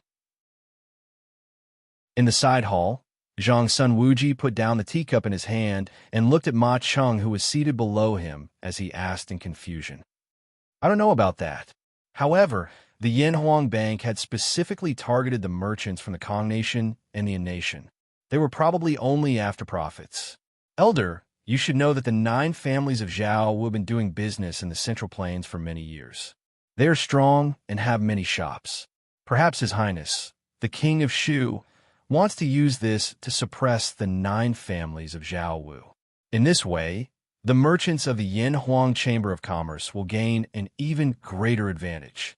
Ma Cheng's eyes flashed as he clasped his hands towards Zhongsun Wuji and said, he naturally knew a little about the reason why the Yin Huang Bank had banned the merchants from the Yin Kingdom and the Kong Nation. However, at this moment, he couldn't be too clear with Zhongsun Wuji. Otherwise, after Zhongsun Wuji knew the truth of the matter, his plan would fail. Secondly, if he told the reason why the Yin Huang Bank had banned the merchants from the Yin Kingdom and the Kong Nation in detail, wouldn't it mean that he was very clear about the inside story of this matter? At that time, with Zhongsun Wuji's intelligence, it would be hard for him not to think that he himself was also involved in this matter. Chapter 2163. Golden Robe Guards. After Ma Cheng left, Zhongsun Wuji sat alone in the side hall. After a long time, his old face sank as he muttered to himself. This Li Ku is proficient in both literature and martial arts. His intelligence is extraordinary, and he has some of His Majesty's style back then. Speaking till here, Zhongsun Wuji suddenly laughed coldly, and his face gradually turned cold. Zhongsun Wuji didn't really care about the Yin Huang Bank. After all, those merchants from the Kong Nation and the Yin Nation had nothing to do with Zhongsun Wuji. Even if those merchants lost their families because of this, Zhongsun Wuji wouldn't bat an eyelid. What he really cared about was Li Ku's ability to control the Yin Huang Bank from this incident. Zhongsun Wuji wasn't a short-sighted person. He could see the potential of the Yin Huang Bank. Otherwise, he wouldn't have taken out almost all of the Zhongsun family's money to invest in the Yin Huang Bank. Although the Yin Huang Bank was just a small yamen under the Ministry of Revenue, this small yamen had only been established for less than a year, and it had already affected the citizens of Great Tang's 360 states. Furthermore, it had almost completely replaced the position of copper coins as a currency. In the future, this Yin Huang Bank would definitely become an existence that wouldn't be weaker than any of the 6 ministries in the imperial court. This yamen controlled the economic lifeline of Great Tang. But Li Ku, despite being a prince, was in control of such an important office. Not only that, he had even developed a guard force, the Golden Clothed Guard, an elite force that Li Junxian had personally assisted in creating. At that time, Li Ku wasn't just rich, he also had soldiers. Zhongsun Wuji couldn't help but think. If he didn't handle it well, there might be another Xuanwu Gate incident a few years later. In Zhongsun Wuji's heart, such a terrifying thought suddenly popped up without any reason. Men, prepare the carriage. This old man wants to make a trip to the palace. After a long silence, Zhongsun Wuji raised his head and shouted at the door. He couldn't allow Li Ku to continue developing like this. Otherwise, in the future, Li Ku would definitely become the biggest threat to Li Chengqian's position as the crown prince. He couldn't allow such a variable to appear. Yes, old master. The old servant guarding outside the door was shocked and hurriedly replied. Not long after, a carriage drove out of the Zhongsun estate, heading in the direction of the imperial palace. At the corner of the alley, a man looked in the direction of the carriage with a meaningful smile on his face. A moment later, the man turned around and left. Gold-robed guards. After Ma Cheng left, Zhongsun Wuji sat alone in the side hall. After a long time, his old face sunk as he muttered to himself. This Li Ku is proficient in both literature and martial arts. His wisdom is extraordinary. He does have some of his majesty's style back then. Speaking up to this point, Zhongsun Wuji suddenly sneered, and his expression gradually became somewhat gloomy. Zhongsun Wuji didn't really care about the Yanhuang Bank. After all, those merchants from the Kong Nation and the Yin Nation had nothing to do with Zhongsun Wuji. Even if those merchants lost their families because of this, Zhongsun Wuji wouldn't bat an eyelid. What he was really concerned about was the power that Li Ku had over the Yanhuang Bank. Zhongsun Wuji was not a short-sighted person. He could see the potential of the Yanhuang Bank. Otherwise, he would not have taken out almost all of the Zhongsun family's money. Chapter 2164. Just as I expected, Duke Zhao is already suspicious of King Wei because of this matter. He must have already reached the palace and reported this matter to His Majesty. In a tea house in Chang and City, Ma Cheng held the teacup in his hand as he spoke calmly. There was even a trace of pride on his face. Sitting opposite him was a slightly plump and boorish-looking old man from a Hua mansion. Judging from his appearance, who else could he be but the Yin Kingdom's merchant? And Shankai? Ma Zhanshe is truly a genius. I admire you. Hearing this, and Shuan Cai's eyes lit up. He saw that Ma Cheng didn't even bat an eyelid after hearing his flattery. He immediately understood and hurriedly took out a stack of $100 bills from his sleeve and handed it to Ma Cheng. He said, "This is a small gift from Shankai and the other merchants. I hope Ma Zhanshe can accept it." Ma Cheng's eyebrows twitched. His right hand that was holding the teacup couldn't help but tremble. Such a thick stack of bills, even if it wasn't 10,000 strings of cash, it was at least 7,000 to 8,000 strings of cash. More importantly, before he visited Zhongsun Wuji this morning, this Shankai had already given him 3,000 strings of cash. He didn't expect him to give him so much more now. It's really easy to earn money from these barbarian merchants. Ma Cheng thought to himself. After all, this matter involves King Shu and King Wei. We can only take it slowly. If we act too hastily, only death awaits all of you. Now that Duke Zhao has entered the palace to meet His Majesty, let's wait patiently for news from the palace. Although he was extremely excited, Ma Cheng's face remained calm. He was the crown prince, an official of the Tang Empire. The person in front of him was just a barbarian merchant with some stinky money. As the existence at the top of the food chain, Ma Cheng wasn't willing to lose his composure in front of Shankai. Just as I expected, Duke Zhao is already suspicious of King Wei because of this matter. He must have already reached the palace and reported this matter to His Majesty. In a tea house in Chang and City, Ma Cheng held the teacup in his hand as he spoke calmly. There was even a trace of pride on his face. Sitting opposite him was a slightly plump and boorish-looking old man from the Hua mansion. Judging from his appearance, who else could he be but the Yin Kingdom merchant? And Shankai? Ma Zhan is really a genius. I'm impressed. Hearing this, and Shun's eyes lit up. He saw that Ma Cheng didn't even bat an eyelid after listening to his flattery. He immediately understood and hurriedly took out a stack of $100 bills from his sleeve and handed it to Ma Cheng. He said, "This is a small gift from Shun and the other 9 merchants. I hope Ma Cheng can accept it." Ma Cheng's eyebrows twitched. His right hand, which was holding the teacup, couldn't help but tremble. Such a thick stack of Tang yuan, Even if it wasn't 10,000 strings of cash, it was at least 7,000 to 8,000 strings of cash. More importantly, before he visited Zhang's son Wuji this morning, this Shun had just given him 3,000 strings of cash. He never expected that Shun would give him so much more now. It was really easy to earn money from these barbarian merchants. Ma Cheng thought to himself. After all, this matter involves the king of Shu and king of Wei. We can only take it slowly. If we act too hastily, only death awaits you. Now that Duke Zhao has entered the palace to meet his majesty, let's wait patiently for news from the palace. Chapter 2165. Greetings, Your Majesty. In the Sweet Dew Hall, Zhang's son Wuji walked in and bowed to Lier. There's no need to be so courteous. Lier raised both his hands and smiled. In the previous dynasty, Lier was already good friends with Zhang's son Wuji. After that, Zhang's son Wuji followed Lier to conquer the world. After experiencing the change of dynasties and the change of Xuanwu Gate, the two of them had already established a deep friendship. In addition to their relationship with Empress Zhang's son, the two of them could be said to be even closer.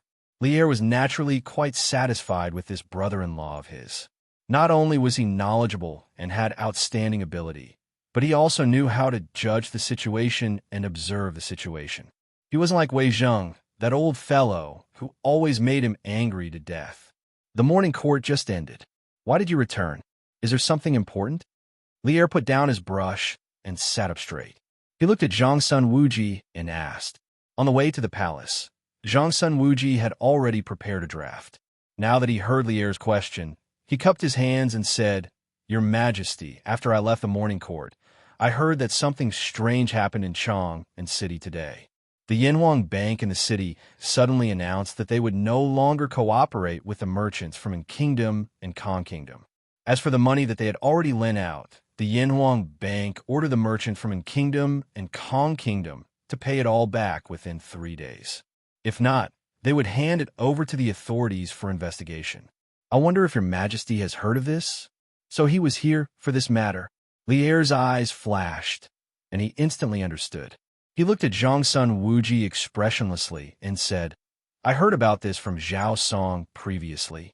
Why? Could it be that this is the reason why the auxiliary aircraft is here? Greetings, Your Majesty. In the Sweet Dew Hall, Zhang's son Wuji walked in and bowed to Lier. You don't have to be so courteous. Lier raised both his hands and smiled. In the previous dynasty, Lier was already good friends with Zhang's son Wuji. After that, Zhang's son Wuji followed Lier to conquer the world. After experiencing the change of dynasties and the change of Xuanwu Gate, the two of them had already established a deep friendship. In addition to their relationship with Empress Zhang's son, the two of them could be said to be even closer. Lier was naturally quite satisfied with this brother-in-law of his. Not only was he knowledgeable and had outstanding ability, but he also knew how to judge the situation and observe the situation. He wasn't like that old fellow Wei Zheng, who could always anger him half to death. The morning court assembly has just ended. Why did the auxiliary aircraft return? Is there something important? Lier put down his brush, sat up straight, and asked Zhang's son Wuji. On the way to the palace, Zhang's son Wuji had already made up his mind. When he heard Lier's question, he cupped his hands and said, Your Majesty, after I left the court, I heard that something strange happened in Chang and city today. The Yanhuang Bank in the city suddenly announced that they would no longer cooperate with the merchants from Kingdom and Kong Kingdom. As for the money that they had already lent, the Yanhuang Bank ordered the merchants from Kingdom and Kong Kingdom to pay it all back within 3 days. Otherwise, they would be handed over to the authorities for investigation. I wonder if Your Majesty has heard of this? So that's why he's here. Lier's eyes flickered, and he understood immediately. He looked at Zhang's son Wuji expressionlessly and said, I have heard about this from Zhao Song. Why? Is this the reason why the auxiliary aircraft is here? Greetings, Your Majesty. In the Sweet Dew Hall, Zhang's son Wuji walked in and bowed to Lier. The auxiliary aircraft isn't here. Chapter 2166. In the morning, a horse carriage drove out of the palace and headed towards Chongren Lane. The horse carriage was the second-generation Don't Touch Me from Strange Interest Pavilion. Regardless of speed or comfort, it was much better than the ordinary horse carriages in the market. However, the person sitting in the horse carriage wasn't in the mood to enjoy. He frowned, and his old face was so gloomy that water could drip from it. Could it be that I was wrong? Could it be that the king of Shu really didn't have the intention to fight for power? The person sitting in the carriage was Zhang Sun Wuji. Previously, he had a conversation with Li Er in the palace, and in the end, they naturally parted on bad terms. However, Li Er's last words were deeply engraved in his mind. Nobody knows a son better than a father. I know these few sons of mine better than you.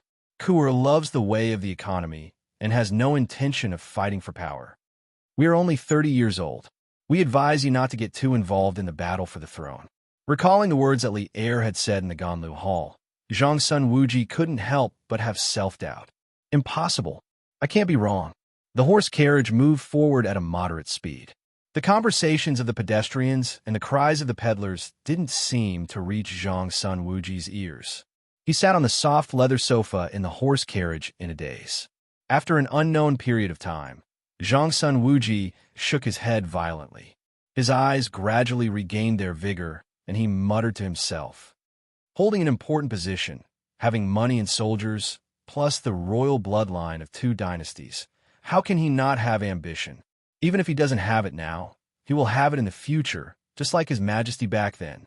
Other than Zhang Sun Wuji, there was no one else in the horse carriage. Obviously, his words were for himself to hear. He wanted to confirm the thoughts in his heart. He wanted to tell himself that he didn't do anything wrong. In the end, he still didn't believe that Li Er wouldn't have the intention to fight for power when he was in control of the Yanhuang Bank and the gold-robed guards. Putting himself in Li Ku's shoes, Zhang Sun Wuji asked himself honestly. If he was Li Ku and was in Li Ku's current situation, he definitely wouldn't have the slightest bit of ambition. Zhang Sun Wuji had gone through ups and downs in the officialdom for more than 10 years. Not only was he wise, but he also had a sharp eye. He had seen too many people, so he was confident that he wouldn't be wrong this time. Master, we're here.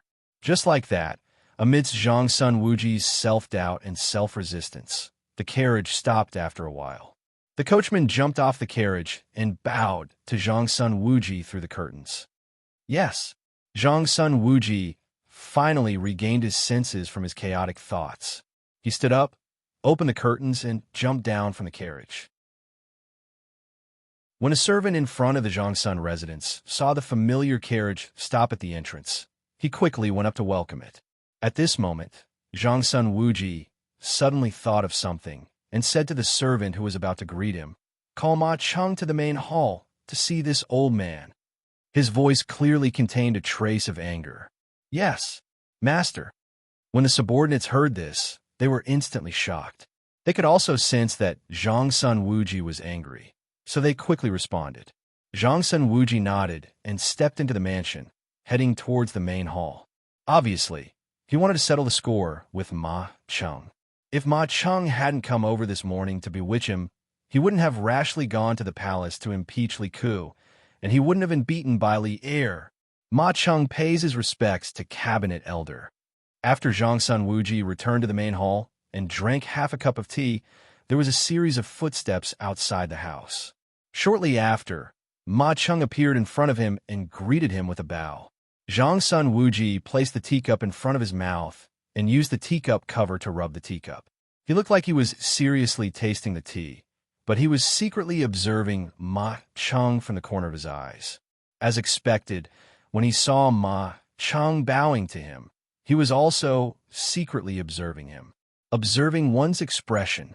Obviously, Ma Cheng wanted to observe some clues from Zhang Sun Wuji's expression to determine the results of Zhang Sun Wuji's trip to the palace. Zhang Sun Wuji retracted his gaze, but his heart was moved. He placed the teacup on the coffee table beside him and looked at Ma Cheng with a smile. "Zhongming, you don't have to be so courteous." Zhongming was Ma Cheng's courtesy name. Seeing the smile on Zhang Sun Wuji's face, Ma Cheng instantly felt relieved. When he greeted Zhang Sun Wuji previously, he saw that Zhang Sun Wuji was expressionless, neither happy nor angry. He thought that Zhang Sun Wuji's trip to the palace didn't go smoothly. Now, it seemed like Zhang Sun Wuji definitely had a fruitful trip.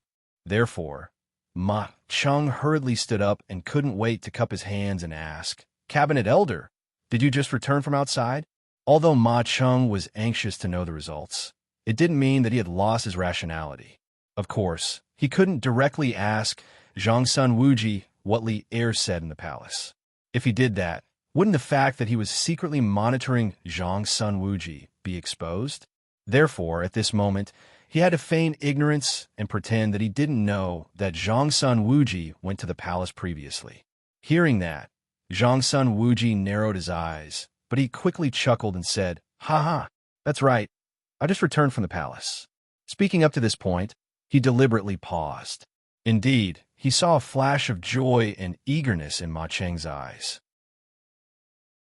Therefore, he continued, "After I heard about the news of the Yan Huang Bank from you, I immediately went to the palace and informed His Majesty. After His Majesty heard the news, he was furious. After all, the Yan Huang Bank is an official yamen under the Ministry of Revenue.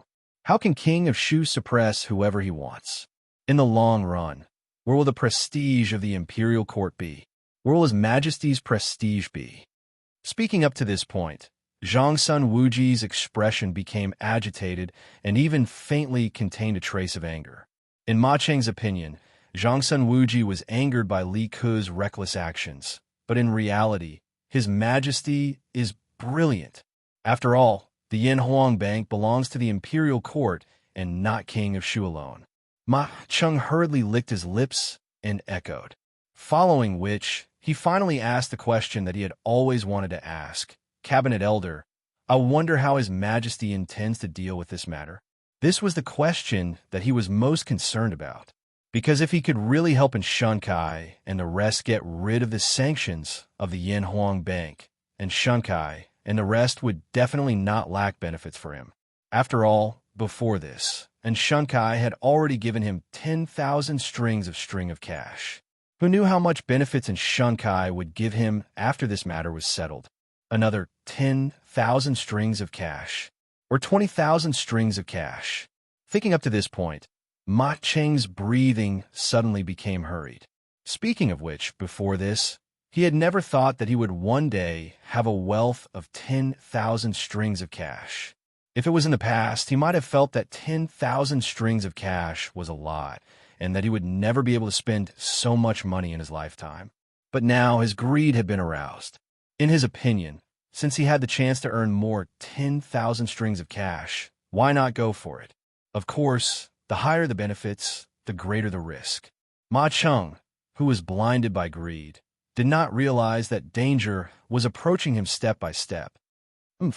King of Shu used his authority to suppress the merchants of An Country and Kong Country for no reason. His Majesty has already urgently ordered King of Shu to return to the palace. I believe that it won't be long before the Yan Huang Bank welcomes a new manager. Zhang Sun Wuji snorted and said. At this moment, Ma Cheng's heart was about to jump out of his chest. If not for the fact that he knew that the current situation wasn't right, he would have jumped 3 feet high in excitement. He forced himself to calm down. A huge fortune was right in front of him and could even be obtained easily. He would have endless glory and wealth for the rest of his life and enjoy it endlessly. At this moment, he had to be steady and develop wretchedly. He definitely could not be reckless and let Zhang Sun Wuji see through the clues and become suspicious. Zhongming, you have done well in this matter. I called you over because I want you to continue to keep an eye on the Yan Huang Bank. Once there is news from there, immediately report to this old man. Zhang Sun Wuji continued at this moment. Ma Cheng thought that he had hidden it well, but in terms of foresight and expression management, how could a small fry who had just entered the officialdom be a match for Zhang Sun Wuji, who had been in the officialdom for more than 10 years? Although he forcefully suppressed the excitement in his heart, his tightly clenched fists had betrayed him. Zhang Sun Wuji could see through the clues at a glance. However, Zhang Sun Wuji did not expose him. "Thank you for your praise, Cabinet Elder." Hearing Zhang Sun Wuji's praise, Ma Cheng's taut face could finally reveal a smile.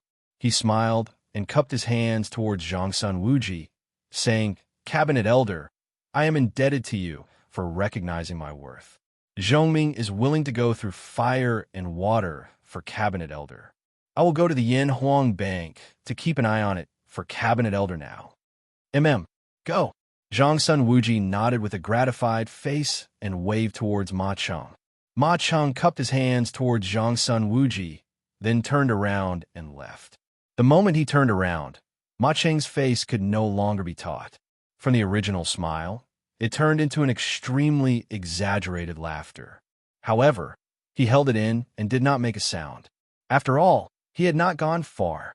Stepping out of the main hall's door, Ma Cheng seemed to be able to see countless Tang Yuan waving towards him. At this moment, he really wished that he had a pair of wings and could instantly fly to Enchantment's side. It was not because he loved Enchantment, but because he could immediately obtain a lot of money from Enchantment. With this money, he could totally establish his own household. Why would he need to continue being a guest in the Zhang Sun residence? Qinghe. In the main hall, seeing that Ma Cheng had already walked far away, Zhang Sun Wuji hurriedly shouted towards the door. "Your subordinate is here." Very quickly, a warrior holding a saber walked in from outside the house. This person was the Zhang Sun family's guard leader, Zhang Sun Qinghe, an expert at the peak of the Qi transformation realm. Immediately bring a few astute men to follow Ma Cheng. If he did not go to the Yin Huang Bank and went to meet someone, bring him and that person back for me. Remember, I want them alive." Zhang Sun Wuji said coldly with a solemn face.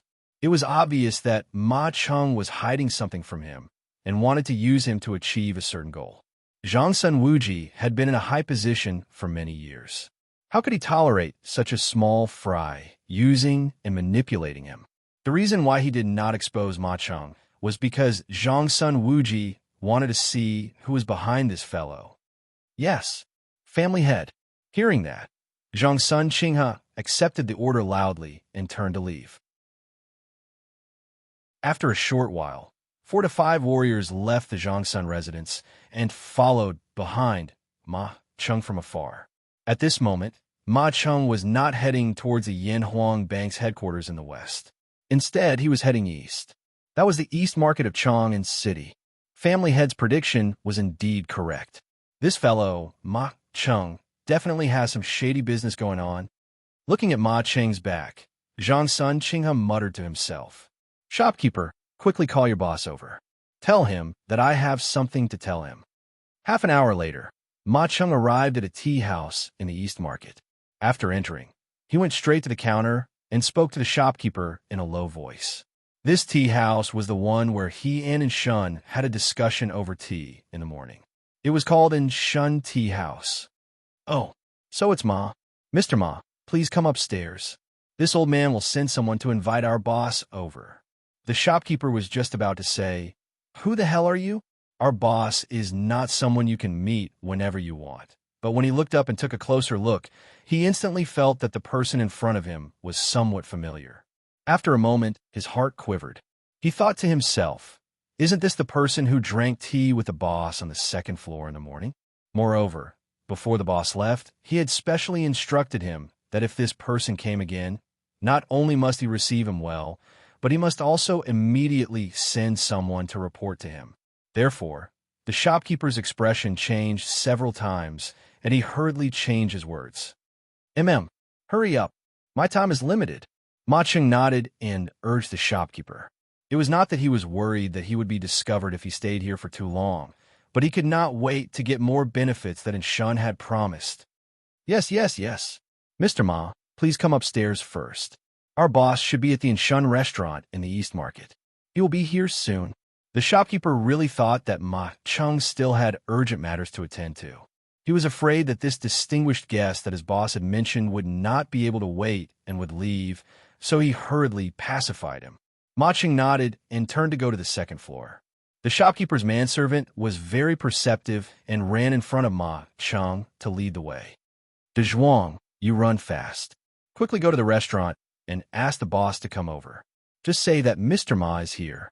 After watching Ma Cheng go upstairs, the shopkeeper hurriedly pulled over a manservant and instructed, "Yes, shopkeeper who?" The manservant responded, put down the tea tray in his hand, and ran out as if he was flying. "Boss, should we go in and capture Ma Cheng now?" Under the banyan tree in the west corner of a Shun restaurant, Zhang Sun Qinghe and his group were secretly observing here. At this moment, a slightly smaller Zhangsun residence guard opened his mouth and asked. Obviously, they already knew the mission of this trip, so they also called Ma Cheng Ma Zhanshi and directly called him by his name. "Wait first." Zhangsun Qinghe frowned and looked at the manservant that ran out of the tea house. He said, "This Ma Cheng just entered the tea house, and a manservant ran out. Obviously, the main character has not arrived yet. Let's wait a little longer." When he spoke up to hear, Zhangsun Qinghe turned his head and instructed the 4 people behind him in order to ensure that nothing went wrong. "The few of you go and see if there are any other exits from this tea house. If there is a back door, leave 2 people there to guard it. The other 2 come back and guard the front door with me." "Yes, boss."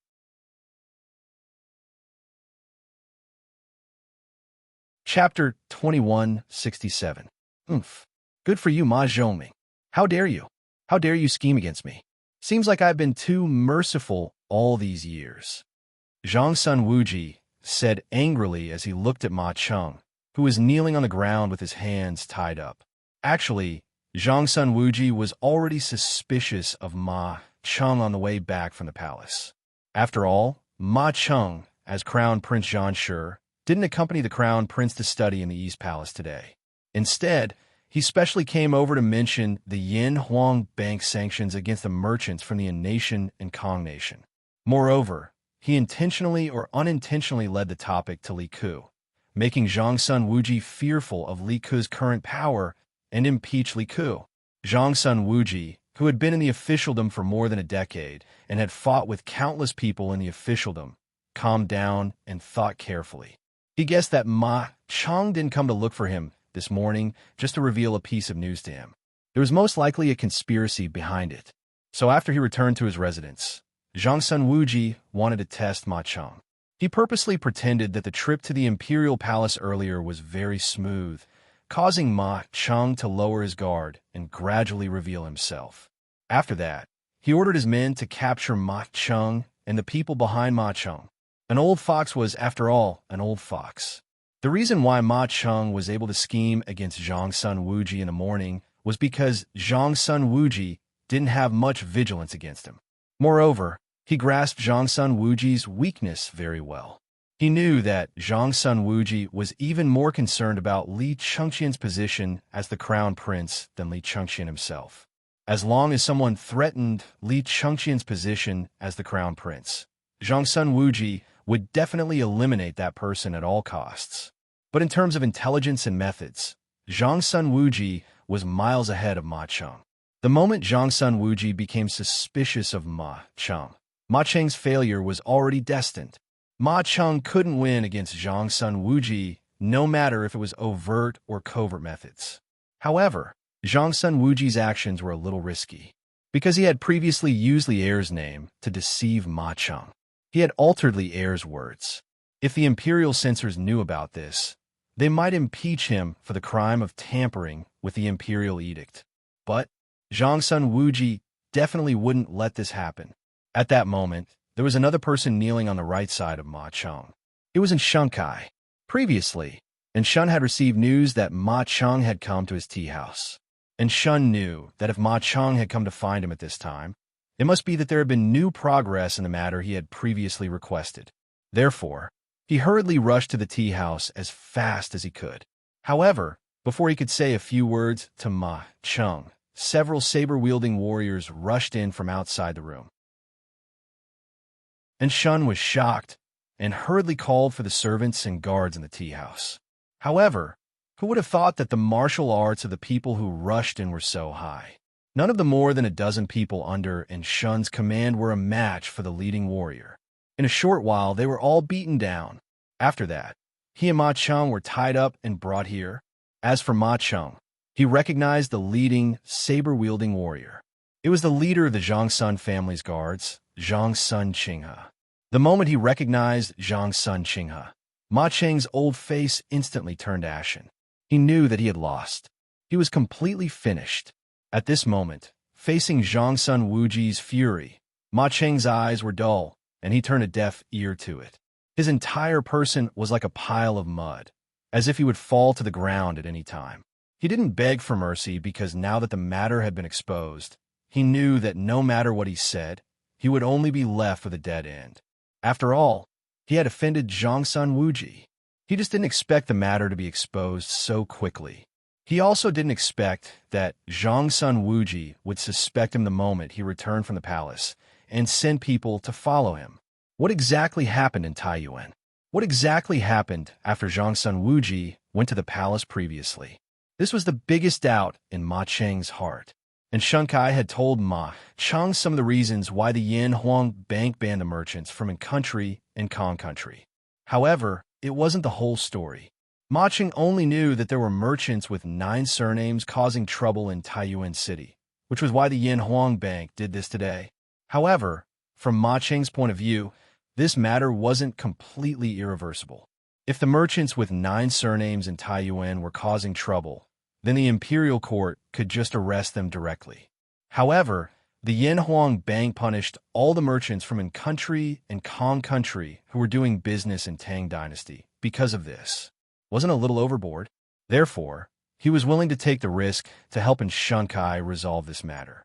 However, from the current outcome, he seemed to have thought of this matter too simply. Zhangsun Wuji must have hit a wall when he went to the palace to impeach Li Ku. Otherwise, Zhangsun Wuji wouldn't have schemed against him the moment he returned and made him lower his guard so that he could find Shun Kai to report the good news. And you, seeing Ma Cheng's drooping head and lifeless eyes, it was obvious that he knew that he was going to die and had given up on treatment. Zhangsun Wuji turned to look at Shun Kai, who was kneeling beside Ma Cheng. He asked coldly, "You are the one who asked Ma Cheng to plot against me? You are the barbarian merchant?" Re. Feeling the terrifying aura from Zhangsun Wuji, and Shun Kai was so frightened that he couldn't speak clearly.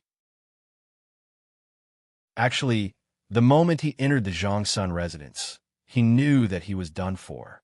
After doing business in Chang and City for so many years, how could he not have heard of Zhangsun Wuji's name? Previously, he asked Ma Cheng for help because he wanted to make use of Ma Cheng to connect with Zhangsun Wuji, an important official of the Tang Dynasty's imperial court. However, he didn't expect things to develop to such a stage. Family head, this person is Shun Kai, an influential merchant from a country. He is the one who bribed Ma Cheng and wanted to borrow your hand to remove the ban from the Yin Huang Bank. Seeing that Shun Kai couldn't even speak clearly, Zhangsun Qinghe cupped his fists and said to Zhangsun Wuji, "Good, very good." Zhangsun Wuji's face was as cold as ice. He stared at Shun Kai and said word by word, "A mere merchant dares to plot against me? Very good. Qinghe, drag him away and break his limbs first. Then bring him here for me to question him." "Yes, family head." Zhangsun Qinghe cupped his fists and accepted the order. He strode forward and wanted to lift Shun Kai up from the ground. And Shun Kai was shocked when he heard that. At this moment, this fellow could speak clearly. He quickly begged for mercy and said, "Duke Zhao, please spare my life. Duke Zhao, please spare my life. I just want to ask Duke Zhao to help me resolve the ban that the Yin Huang Bank has placed on us. It's just that Duke Zhao's position is high and powerful, and I'm just a merchant. It's very difficult for me to meet Duke Zhao. That's why I thought of asking Ma Zhanshe from your residence to introduce me. I have no ill intentions towards Duke Zhao." Oof, what a good recommendation. In the end, you actually want to use me as a weapon in your hands to deal with the Yin Huang Bank. What a wild ambition. Zhangsun Wuji sneered. Then, he suddenly felt that the name Shun Kai was a little familiar. Soon, he recalled what Li Er said to him in the palace. Qin Ke was kidnapped by a Turkic spy in Taiyuan City. The Kingdom's merchant and Shun's Han colluded with the Turkic spy. The Kong Kingdom's merchant, Kong Chu, and the others instigated civil unrest and obstructed the officials from rescuing Qin Ke. Thinking of this, Zhang Sun Wuji's expression changed. He looked at Shunkai and asked coldly, "Wait, you were called Shunkai?" And Shunkai was already lifted up by Zhang Sun Qinghe and was about to be dragged away to have his limbs broken. When he heard Zhang Sun Wuji's sudden question, this fellow seemed to have seen a trace of hope for survival. He quickly nodded and said, "Yes, yes, yes. I am called Shunkai. Do you know Shun's Han? Who is he to you?" Zhang Sun Wuji waved his hand at Zhang Sun Qinghe, indicating for him to put Shunkai down first. Then, he looked at Shunkai and asked, "In this era, brothers would usually have similar names. For example, Cheng Chumo and Cheng Chuyang, Yuqi Baolin and Yuqi Baohuan, Fang Yai and Fang Yiji. Although such things couldn't be said to be absolute, with such similar names, these two people were very likely to be brothers or came from the same clan." Zhang Sun Wuji asked this because he wanted to try his luck. He didn't expect that he would really meet him. I know. Of course I know him." And Xuansai's eyes lit up. Could it be that his cousin was friends with Zhang Sun Wuji? If that was the case, he would be able to avert danger today. Therefore, he quickly said, replying to Duke of Zhao, "And Shun's Han is this An's younger cousin. Shun's Han manages more than 100 shops in the Great Tang. As long as Duke of Zhao spares this one's life, this one and my younger cousin are willing to offer up all our wealth." Shut up. This fellow still wanted to use money to bribe Zhang Sun Wuji. Zhang Sun Wuji couldn't help but frown and interrupt him. Then, he shouted coldly, "And Shun's Han colluded with Turkic spies in Taiyuan and held the king of Wei hostage. His crime is punishable by death. Since you were his cousin, this matter definitely has something to do with you. Qinghe, immediately escort this person to the Supreme Court and let Xiaoqing Dai interrogate him properly."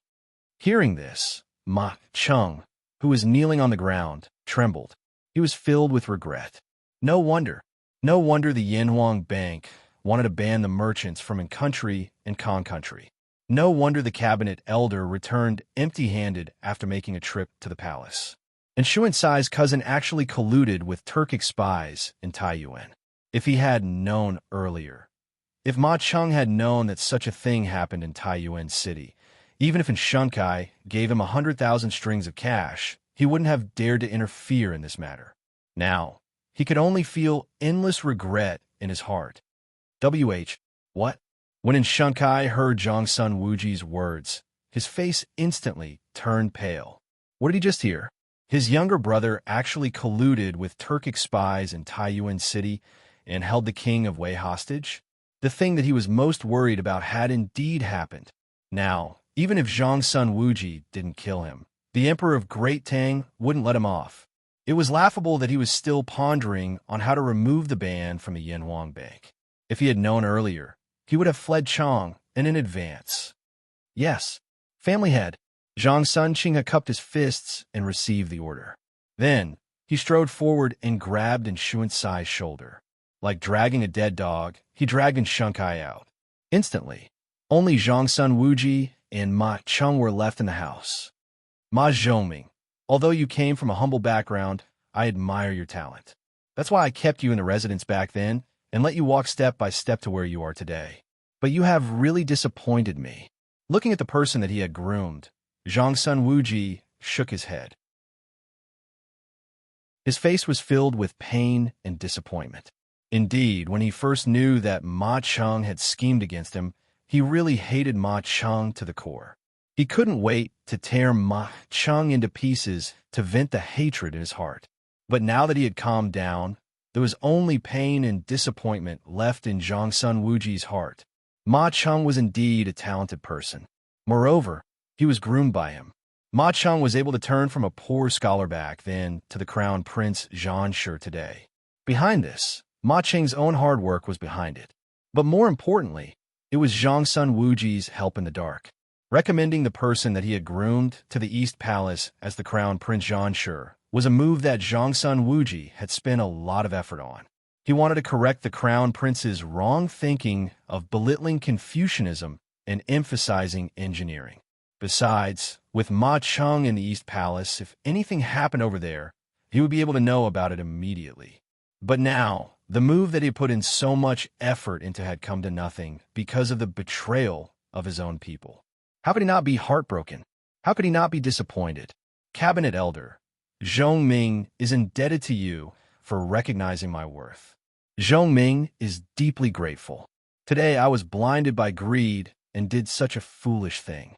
Zhong Ming knows that I have no face to meet Cabinet Elder in the future. I am willing to atone for my sins with death. Ma Cheng's expression was a little moved. He banged his head on the ground and kowtowed heavily to Zhongsun Wuji. Then, he groaned and a large amount of blood flowed out from his mouth. Following that, his neck tilted and his eyes rolled as he fell to the ground. This guy actually bit his tongue to commit suicide. From the perspective of modern medicine, there was no scientific basis for the description of death by biting one's tongue in the novel. Actually, in real life, we could often see many people who had their tongues injured or even lost part of their tongues due to various reasons but still survived. But generally speaking, biting one's tongue to commit suicide would usually result in the tongue being severed at the root. The person would usually faint because they couldn't bear the pain, because the blood vessels at the root of the tongue were larger, and because the tongue was in the mouth, it wasn't easy to use methods such as compressing the blood vessels to stop the bleeding.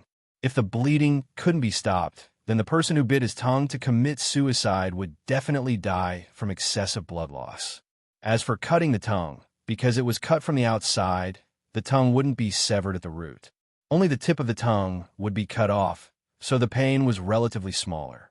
When a person bit their tongue, they would bite off the root of the tongue, the root of the part in the mouth. The remaining part would block the trachea, causing the person to suffocate to death. The tongue was rich in blood vessels. After biting the tongue, one would bleed to death. The intense pain after biting the tongue would cause the person to temporarily lose their rationality.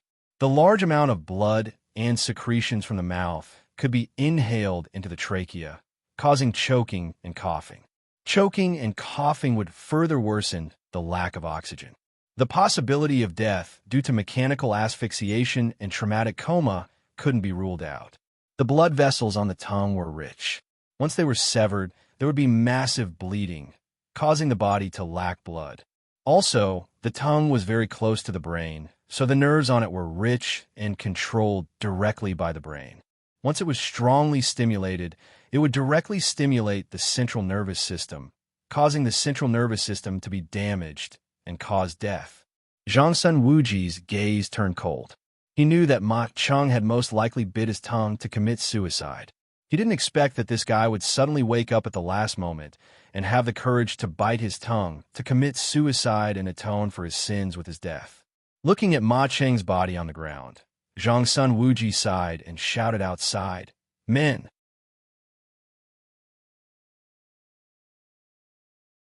Chapter 2168. The reason why Ma Cheng committed suicide by biting his tongue was because he knew that Zhongsun Wuji would definitely not spare him. However, he was still a third-grade crown prince.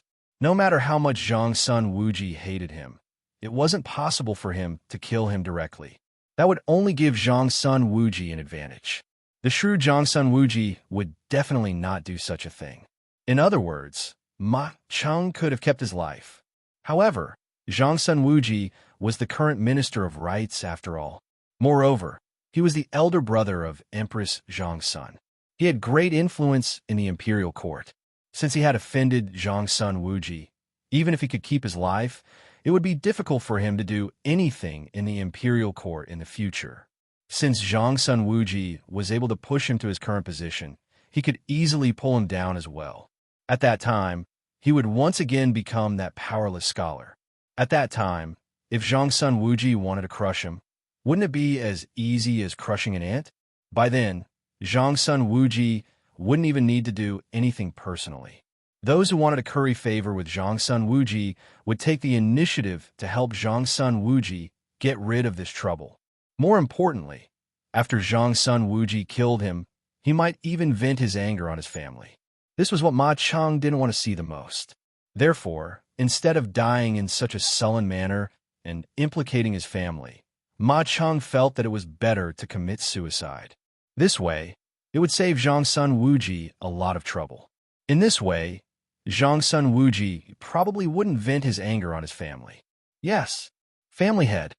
Most of the Zhongsun residence's guards were soldiers who had retired from the battlefield. They were all experienced. Seeing this scene, a few of them were first shocked, but they quickly calmed down. They cupped their fists towards Zhongsun Wuji, then carried Ma Cheng, whose face was covered in blood, away and left. Not long later, maids and servants came in to clean up the bloodstains on the ground. Zhongsun Wuji wasn't willing to continue staying here and was preparing to leave.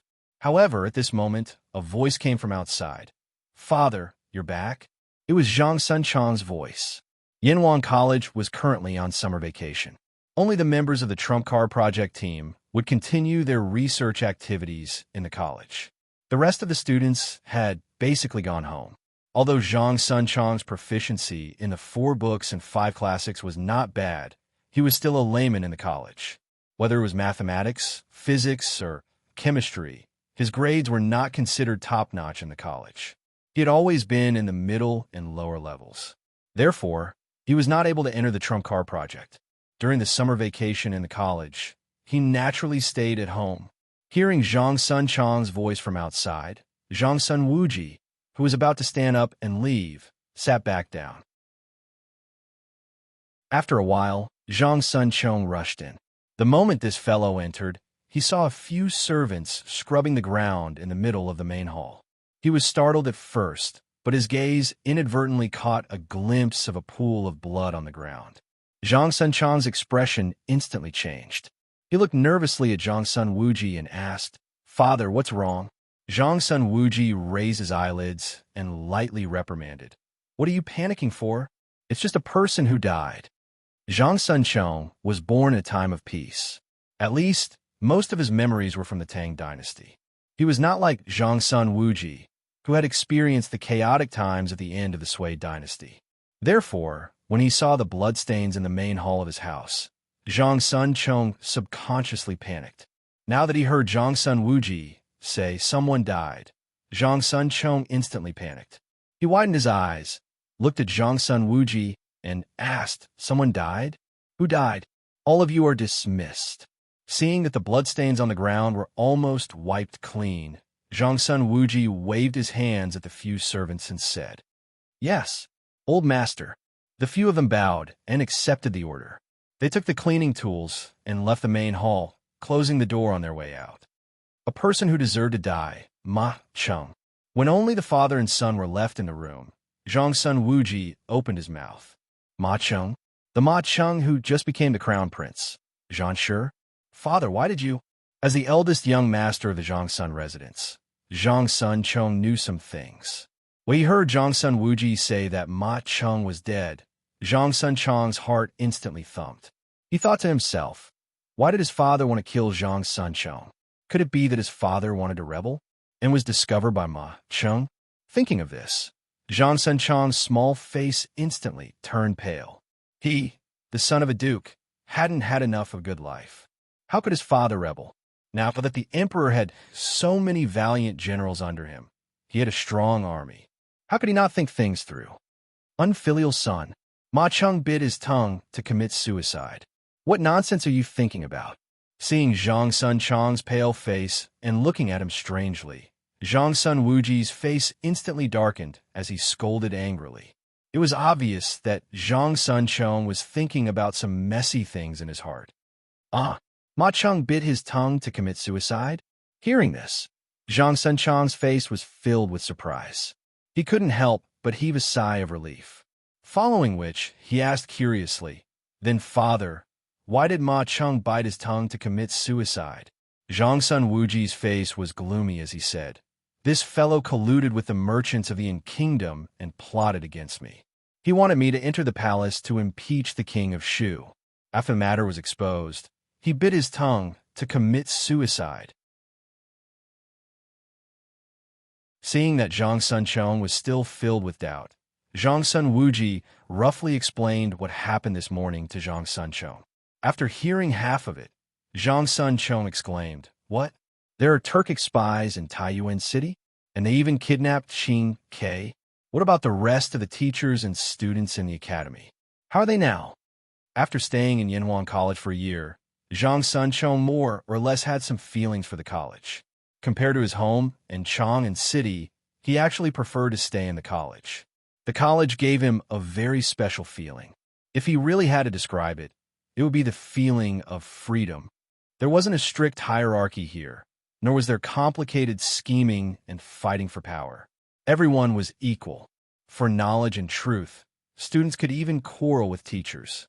Under the pure learning atmosphere, the hearts of the teachers and students became purer. He really liked this kind of simple and free atmosphere. Thus, when he heard from Zhang Sun Wuji that Li Tai was kidnapped by a Turkic spy, Zhang Sunchong subconsciously became nervous. Taiyuan City was sealed off 2 days ago. His Majesty sent the cavalry commander Li Junxian to Taiyuan City to personally take charge of the rescue operation. His Majesty didn't receive any news about the other Yanhuan College teachers and students, so they should be fine. Zhang Sun Wuji looked at his son with a complicated gaze and replied expressionlessly, "Oh, fortunately. Zhang Sunchong heaved a sigh of relief and muttered to himself. Immediately after, he realized that something was wrong and said, "That's not right. 2 days ago, I just went to the college. With such a huge matter happening, how could Teacher Ji and Teacher Kong Gui not know about it? Father, you aren't lying to me, right?" Zhang Sun Wuji's face turned black again. He forcefully resisted the urge to beat this unfilial son in front of him to death and said in a muffled voice, "This is what His Majesty said in the palace just now. Do you think His Majesty has the time to lie to you? That shouldn't be the case." Zhang Sunchong scratched his head and said awkwardly. He knew that he was just a small figure in Lier's eyes. Naturally, Lier wouldn't lie to him. Zhang Sun Wuji looked at his prodigal son indifferently and said, "Taiyuan City is sealed off. Outsiders can't enter, and it's hard for news to spread out. His Majesty should be able to receive the news thanks to the telegraph machine that your college invented. However, since His Majesty didn't inform the officials of this news, it means that His Majesty doesn't want the news to spread. This matter should be classified as a secret. Don't spread it outside." Although Lier didn't tell Zhang Sun Wuji to keep it a secret, with Zhang Sun Wuji's intelligence, it wasn't difficult for him to deduce this. He was just afraid that his bastard son wouldn't know the severity of this matter and would spread the news everywhere. "Oh, I got it, father." Zhang Sunchong nodded and replied. As for whether he really knew or was faking it, only God would know. Looking at Zhang Sunchong, who was obviously absent-minded, Zhang Sun Wuji sighed helplessly in his heart. Back then, he sent Zhang Sunchong to Yanhuan College mainly because he thought highly of Li Zishuan's potential. He wanted Zhang Sunchong to get close to Li Zishuan and express the goodwill of the Zhang Sun family to rope in Li Zishuan. However, a year had passed, and the status of Yanhuan College in Tang Dynasty was getting higher and higher. Li Zishuan's official position was also getting higher and higher. Now, he was even conferred a prefecture and became the provincial governor of a prefecture. Moreover, Li Zishuan's attitude towards the Zhang Sun family had always been ambiguous. He was far from being as close as he was to the Cheng, Qin, Yuqi, and Yo families. Zhang Sunchong obviously didn't complete the task that he gave him. Not only that, this bastard son of his seemed to have sacrificed himself. Otherwise, why would Zhang Sunchong be so worried about the Yanhuan College teachers and students in Taiyuan? This brat really thought that he was a part of Yanhuan College. "Chong, how is your relationship with the king of Shu in the academy?" Suddenly, Zhang Sun Wuji's heart skipped a beat as he looked at Zhang Sunchong and asked, "Little Ku, our relationship is still all right." "Why, father?" Zhang Sun Chong didn't know why his father would ask such a question. He thought for a moment before answering. The corner of Zhang Sun Wuji's mouth twitched as he said angrily, "What does still all right mean? Are you very close, or are you just passers-by?" "Air." Zhang Sun Chong scratched his head awkwardly and said, "This, father, still all right means that it's normal. Little Ku's position in the academy is very special. He rarely attends classes in the teaching hall and spends most of his time in the Yanhuang Bank. Also, Yamacho would often teach him some things in private. The way of economics, which is the way to manage the Yanhuang Bank. Therefore, other than Yamacho, Little Ku is the most knowledgeable person in economics in the academy. I usually attend classes in the teaching hall and don't have many chances to see him. Our relationship is just average. It can't be said to be especially good, but it can't be said to be bad either." Hearing this, Zhang Sun Wuji pointed at Zhang Sun Chong in disappointment as he felt extremely depressed. Zhang Sun Wuji had been wise all his life and was very intelligent. When he was young, he became friends with Li Er and became in-laws with him. After Li Yuan started the war in Jinyang, he went to serve him and followed Li Er to conquer the world. Step by step, he became a trusted strategist. Later on, he participated in the planning of the Xuanwu Gates Rebellion, which led to his current prominent position in the imperial court. But how did he give birth to such a disappointing son? He led the officials in the imperial court while his son could only be an inconspicuous passerby in the academy. Why was Li Ku able to become Li Zishuan's direct disciple and take charge of the Yanhuang Bank while his son could only obediently stay in the teaching hall and listen to the teachers of the academy? When the academy reopens next month, you don't have to go to school anymore. After a moment of silence, Zhang Sun Wuji said with a tired heart. He felt that he couldn't afford to lose face like this. Father, why is that?" Zhang Sun Chong was dumbfounded and immediately said anxiously, "Just because I'm not familiar with Little Ku, you don't want me to continue studying in the academy?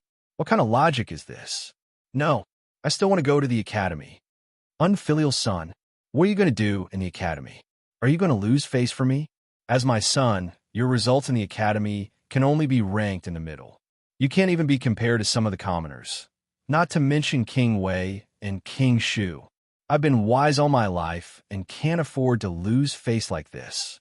Hearing Zhang Sun Chong's words, Zhang Sun Wuji couldn't hold it in anymore and roared.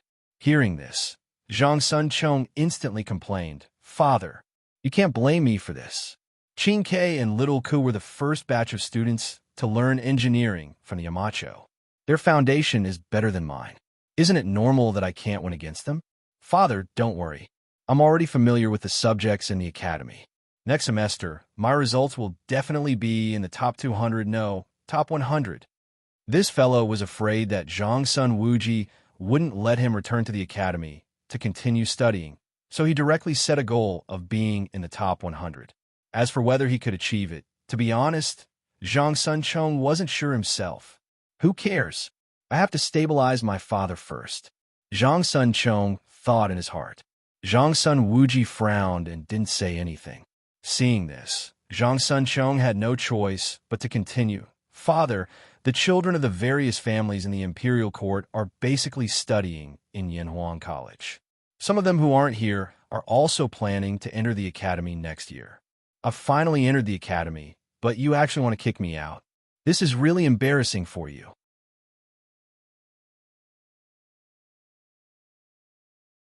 Chapter 2169. When they were in the palace this morning, Li Er had said to Zhang Sun Wuji, "No one knows a son better than a father. I know my son's better than you. Ku loves economics and has no intention of fighting for power." Zhang Sun Wuji didn't believe it at all. After all, Li Ku was in an important position now. He had money and soldiers. In addition, he had the royal bloodline of 2 dynasties. How could he not have any ambition? Even if he didn't have it now, he would definitely have it in the future, just like the general of heavenly strategies, Li Shimin. However, after Zhang Sun Wuji thought about it carefully, he felt that something wasn't right. Although Li Er had won the coup at the Xuanwu Gate, this coup had caused him to bear the infamy of killing his brother and imprisoning his father. It could be said that it was an eternal pain in his heart. As a father, Lier shouldn't want his sons to follow in his footsteps. Therefore, since Lier dared to let Li Ku take charge of the bank and establish the gold robe guards, it meant that Lier was sure that Li Ku wouldn't fight for the position of Li Chengxian's heir. If not, no matter how outstanding Li Ku's ability was, Lier wouldn't have given him such an important position. However, why was Lier so sure that Li Ku didn't have any intention of fighting for the position of heir? One must know that in this world, a person's heart was the most difficult to guess. Zhang Sun Wuji, who couldn't figure it out, saw his son. He secretly thought that Zhang Sun Chong and Li Ku were schoolmates, so he should be able to get some information from Zhang Sun Chong. However, he didn't expect that this kid had wasted so much time talking and didn't say anything. This really angered him half to death. It was fine that he didn't get any news from Li Ku, but Zhang Sun Wuji also wanted to hear Zhang Sun Chong's opinion of Li Zixuan. Back then, he had thrown out an olive branch to Li Zixuan, such as investing in the Yanhuang Bank or giving the Zhang Sun family's iron mine to Li Zixuan for joint mining. Li Zixuan didn't reject his goodwill, but what made Zhang Sun Wuji depressed was that after Li Zixuan accepted his goodwill, he didn't give any feedback at all. It was as if he was taking benefits, but not doing anything. Speaking of which, when Zhang Sun Wuji befriended Li Zixuan, he didn't want Li Zixuan to do anything for him. He just wanted to form a good relationship with him. However, Li Zixuan's attitude towards the Zhang Sun family was always ambiguous. This made Zhang Sun Wuji a little confused about Li Zixuan's attitude. It could only be said that the current Zhang Sun Wuji was still too weak.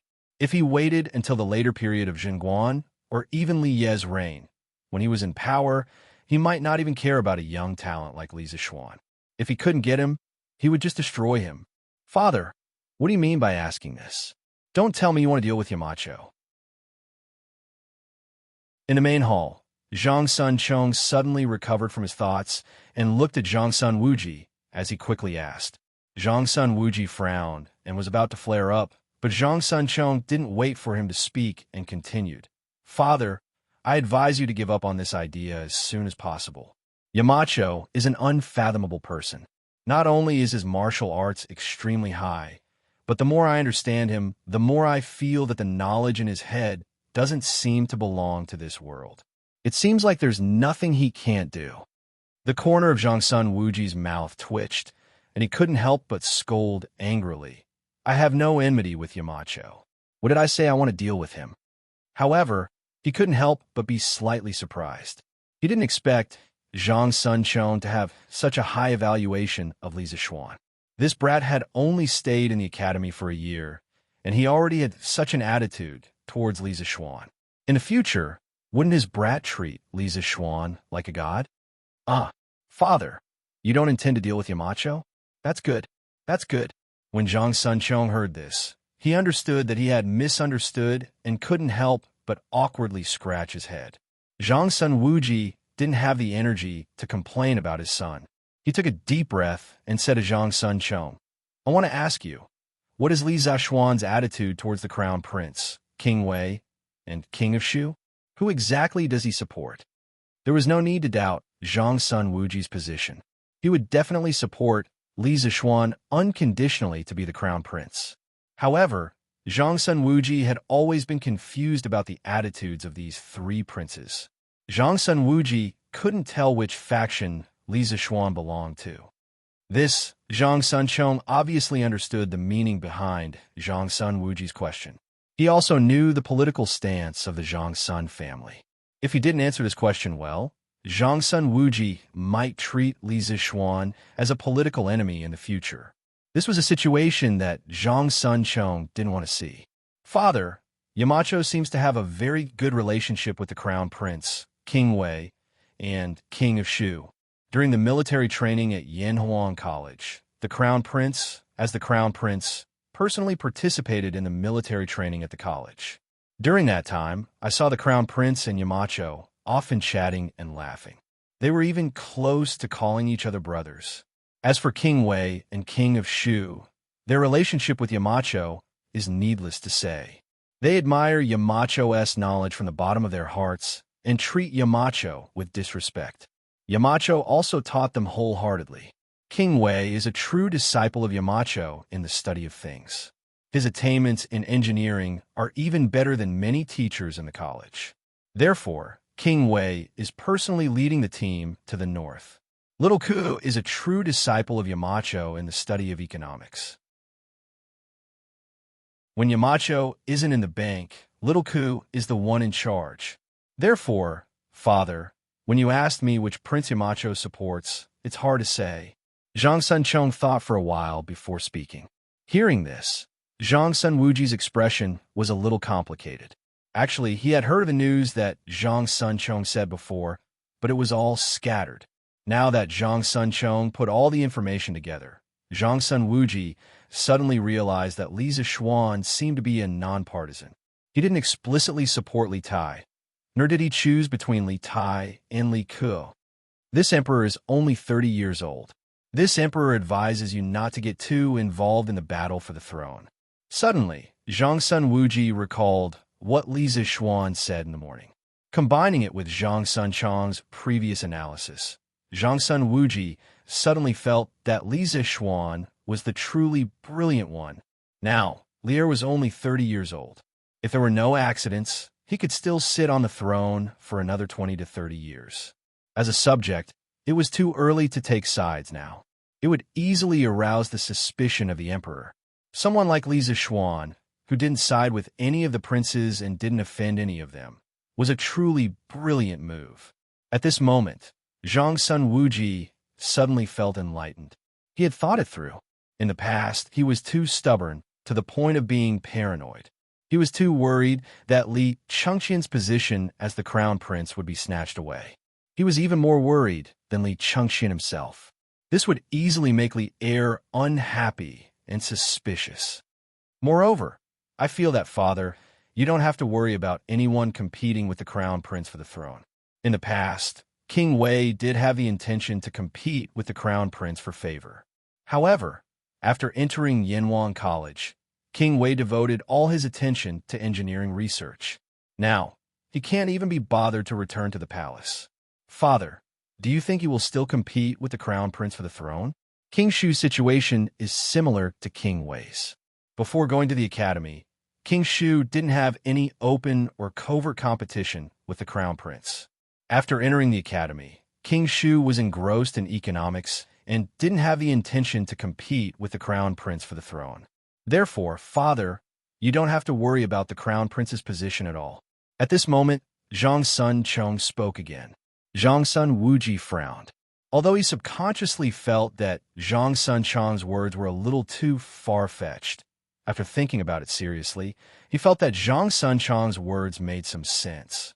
After a long silence, Zhang Sun Wuji sighed and muttered to himself, "If this is the case, then this Yanhuang College is really a magical place."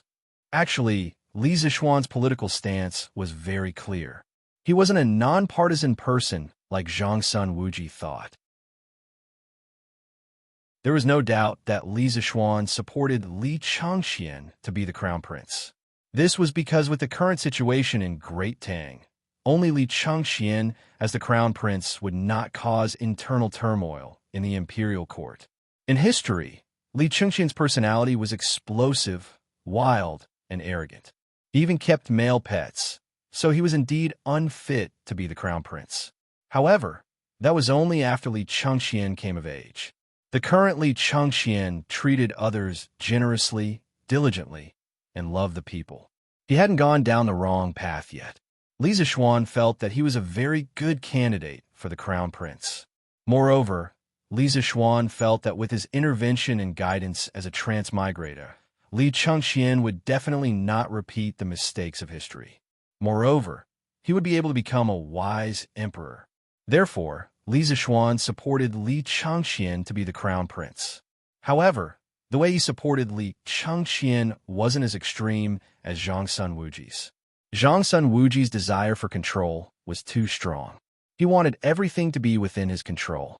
He wanted Li Chengqian to work hard according to the image of the crown prince in his heart. Moreover, If there was someone who could threaten Li Chengqian's position as the crown prince, Zhang Sun Wuji would do all he could to get rid of that threat. On the other hand, Li Zishuan was different. On one hand, he guided Li Chengqian on the right path. On the other hand, in history, Li Tai and Li Ku, the two princes who were a threat to Li Chengqian's position as the crown prince, Li Zishuan kept them by his side. Through discovering their interests and strengths, he guided them to focus on their respective fields of expertise. Actually, did Li Tai and Li Ku really care about the crown prince's position in the past? Not necessarily. How would a half-grown child know so many things? What they cared about was probably Li Er's favor. Sons fighting for favor in front of their father was a very normal thing. That was why Li Tai and Li Chengqian fought openly and secretly in the palace in the past. However, when the two of them discovered the door to another world, they would realize how childish and boring they were in the past. Thus, they would put more energy into the fields that they were truly interested in. Li Chengqian, Li Tai, and Li Ku were currently moving in the direction that Li Zishuan had predicted. Moreover, their achievements were quite good. Of course, the main reason for this was that Li Tai and Li Ku were really talented in engineering and economics. Otherwise, Li Zishuan wouldn't be able to make bricks without straw. Therefore, compared to Zhang Sun Wuji, Li Zishuan's method of supporting Li Chengqian wasn't simply to suppress or support him. In fact, he was helping Li Chengqian, Li Tai, and Li Ku, who said that when two tigers fight, one of them must be injured. Couldn't it be a win-win situation or a win-win situation? Wasn't it good to be in such a harmonious situation? Li Er's three sons were actually quite talented.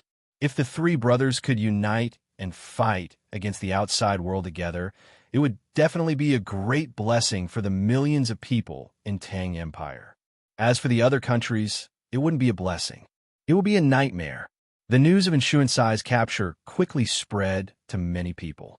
Kong Fuyang and the others, who had gone to the new workshop with Enshunkai, were now all gathered in the main hall of the mansion. Not only them, but all the reputable merchants in Chong, and especially the merchant from the Kong Kingdom and the Yin Kingdom, were also gathered here. It was Enshunkai who had gathered them here. Previously, Enshunkai had given Ma Cheng more than 10,000 strings of coins, which was crowdfunded by these people. After all, the ban of the Yinhuang Bank had a huge impact on the merchants from the Yin and Kong Kingdoms who did business in Tang Empire.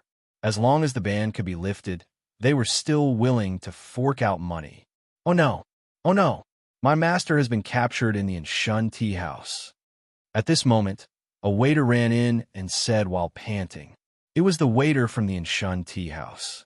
The Enshun tea house was in the east of Chong and city, while the residence was in the south of Chong and city. The distance between the two places was still a little far, so the waiter had only just arrived to report the news. What? Everyone in the room was shocked. Kong Fuyang stood up and said, "What did you say? Boston has been captured. Did you see who the other party was?" According to the shopkeeper, the other party is most likely from the Zhang Sun family. The waiter panted and raised his head to reply. What? The Zhang Sun family? Kong Fuyang's expression changed. He said with some despair, "It's over. Could it be that Duke Zhao saw through Boston's plan, so he sent people to capture Boston?" When the others heard this, their expressions also changed. Everyone present knew about Inshuansai's plan to bribe Ma Cheng and mediate the ban of the Yinhuang Bank. Otherwise, they wouldn't have willingly forked out money. I still have matters to attend to at home, so I'll take my leave first. At this moment, a merchant sitting below suddenly stood up and cupped his fist to Kong Fuyang and the others. Since Zhang Sun Wuji had captured Enshunkai, it meant that the Zhang Sun family was likely to attack the Yin family next.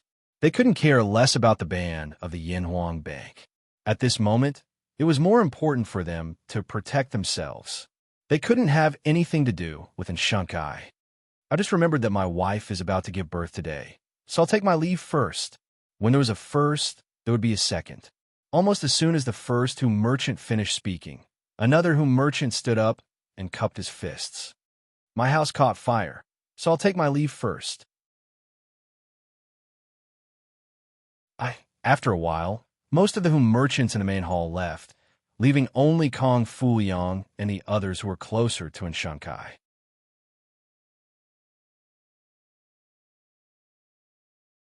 Chapter 2170. Brother Fuyang, Mr. has been captured by Zhao Guogong. What should we do now? In the main hall of the inn mansion, those fence-sitters had all run away after learning that Enshankai had been captured. Only the 8 merchants who had gone to the workshop with Enshankai were left. At this moment, Shirnansho frowned and looked at Kong Fuyang. Alas, we can only wait. Kong Fuyang sighed and said, let's wait for news from Zhongsun Manor. Brother Xuansai's plan originally had a certain amount of risk, but I didn't expect it to be exposed so quickly. Duke Xiao isn't someone we can offend. We can only hope that he can be magnanimous towards Brother Shankai. Also, when I returned from the workshop of the Curious Pavilion this morning, I have already written a letter to inform the Kong Kingdom of this matter. When the king learns of this matter, he will most likely send an envoy to negotiate with the Great Tang Imperial Court. But Changwan is far away from the Kong Kingdom. Even if he gallops, I'm afraid it will take more than a month for news. Shirnansho nodded and said, I have also written a letter and sent it back to the Stone Kingdom. The 9 families of Zhaowu are united. I believe the monarch of the 9 countries will not allow the Tang Empire to humiliate us. That's right. The others nodded. Kong Fuyang said, since Brother Shankai has been captured, we can't stay here for long. You should go back first. Just send someone to keep an eye on the Zhongsun mansion. Fuyang is right. Let's go back first. They did not hesitate. They only said a few words to the steward of the mansion and left under the steward's aggrieved and resentful eyes. Cough. It was not that they did not want to save Enshankai, but that they did not have the ability to do so. It was obvious that Xuansai's plan had been exposed and had angered Zhongsun Wuji. But who is Zhongsun Wuji? He was the Minister of Official Personnel Affairs of the Tang Empire and the elder brother of the Tang Empress. How could they afford to offend him? So even though the old steward of the mansion begged them to help save Enshankai, they could only pretend not to hear and leave in a hurry. The arms were no match for the thighs. Your Majesty, the Zhongsun clan has sent an in-kingdom merchant to the Supreme Court, claiming that he is Xuanshan's cousin. They hope that the Supreme Court will properly interrogate him and see if he is colluding with Turkic spies. In the Sweet Nectar Hall, Lier had just finished dealing with administrative matters and was about to leave when Zhao Song walked in quickly and whispered to Lier, Oh, merchants from a kingdom? And he's Xuanshan's cousin? When Lier first heard this news, he did not pay much attention to it. However, he suddenly felt that the name Enshanzhan sounded familiar. Then, he thought of the latter half of Zhao Song's sentence about Zhongsun Wuji wanting the Supreme Court to investigate whether the in-kingdom merchant had colluded with the Turk spies. Lier instantly recalled the identity of Enshanzhan. His eyes focused, and after pondering for a moment, he instructed Zhao Song, go to the Supreme Court and bring this person out, then hand him over to the 100 Cavalry Department for interrogation. For the time being, Lier did not want more people know about what had happened in Taiyuan City. Firstly, even if others knew about what had happened in Taiyuan City, it would be useless to save Li Tai. Secondly, since there were Turkic spies in Taiyuan City, who could guarantee that there weren't any in Chang'an City? If the Turkic spies in Chang'an City learned of what had happened in Taiyuan City, there was no telling what sort of trouble they might cause to prevent Li Junxian from saving Li Tai. Lier was rather satisfied with the current situation in Taiyuan City. He believed that as long as Li Junxian slowly and steadily worked his way through, he would have a high chance of successfully rescuing Li Tai. And the Supreme Court naturally did not know what had happened in Taiyuan City. If they were to interrogate Enshanzhan for colluding with the Turkic spies, Daizhou would probably be filled with question marks and wouldn't even know how to interrogate him. Thus, Lier planned to have the 100 Cavalry Department properly interrogate this Enshanzhan. Because Li Junxian was in Taiyuan City, the 100 Cavalry Department knew what had happened in Taiyuan City. Moreover, the 100 Cavalry Department was Lier's most trusted unit. This old slave obeys the decree. Zhao Song clasped his hands in acknowledgement, but he did not turn to leave. After a few moments of hesitation, He said, "Your Majesty, the Zhongsun clan also sent a person to the Supreme Court. To be more precise, they sent a corpse." "Who?" Li Er's expression froze as he sternly asked. Could it be that Zhongsun Wuji had suffered a setback in the imperial palace, so he went back and killed someone to vent his anger? That shouldn't be the case. Zhongsun Wuji was a smart man. He wouldn't make such a low-level mistake. "It's the crown prince of the Eastern Palace, Ma Cheng." Zhao Song bowed as he softly reported. "Ma Cheng? The crown prince Zhan Shi, who was elected last month?" Li Er asked in confusion. He knew of the relationship between Ma Cheng and Zhongsun Wuji. Logically speaking, Zhongsun Wuji had pushed Ma Cheng to the position of crown prince Zhan Shi with great difficulty. It was impossible for Zhongsun Wuji to kill him, right? Wouldn't that be a waste of effort and self-destruction? Precisely. Zhang Song nodded and clasped his hands. The Zhongsun clan said that Ma Cheng secretly colluded with Shunkai and received huge benefit from the other party. After the matter was exposed, he knew that he had committed a grave sin. So he bit his tongue and committed suicide. The Supreme Court's coroner conducted a preliminary examination of the corpse. Ma Cheng's tongue was severed from the root. He really bit his tongue and committed suicide. It doesn't look like a homicide. Ma Cheng colluded with Shunkai? This is interesting. Later, let the 100 Cavalry Department investigate this matter as well. Li Er's eyes flashed as he instructed Zhao Song. "Yes, Your Majesty." Zhao Song clasped his hands and left after receiving the order. "Time for lunch. Time for lunch." When it was close to noon, on the Black Armored Military Academy, where the Wu Battalion was located, Sun Jiping's announcement of disbandment caused the soldiers of the Wu Battalion to erupt in cheers.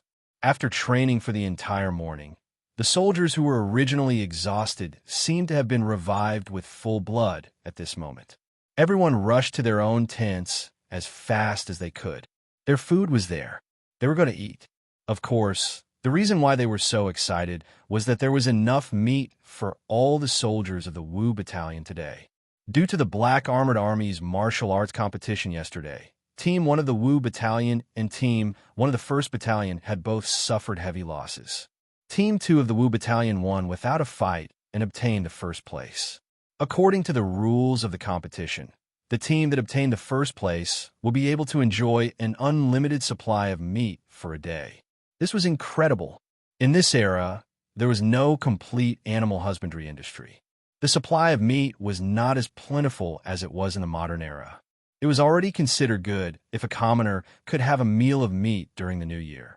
As for the soldiers, although their food conditions were much better than the commoners, and they could eat some meat every day, they still had to undergo a huge amount of training every day. The more energy they expended, the more energy they needed to replenish. This was especially true for the soldiers of the Black Armored Army. The amount of training for the Black Armored Army was definitely several times that of the other battalions in the capital. Under such circumstances, how could the meager amount of meat provided by the Black Armored Army be enough for them? It wasn't even enough to fill the gaps between their teeth.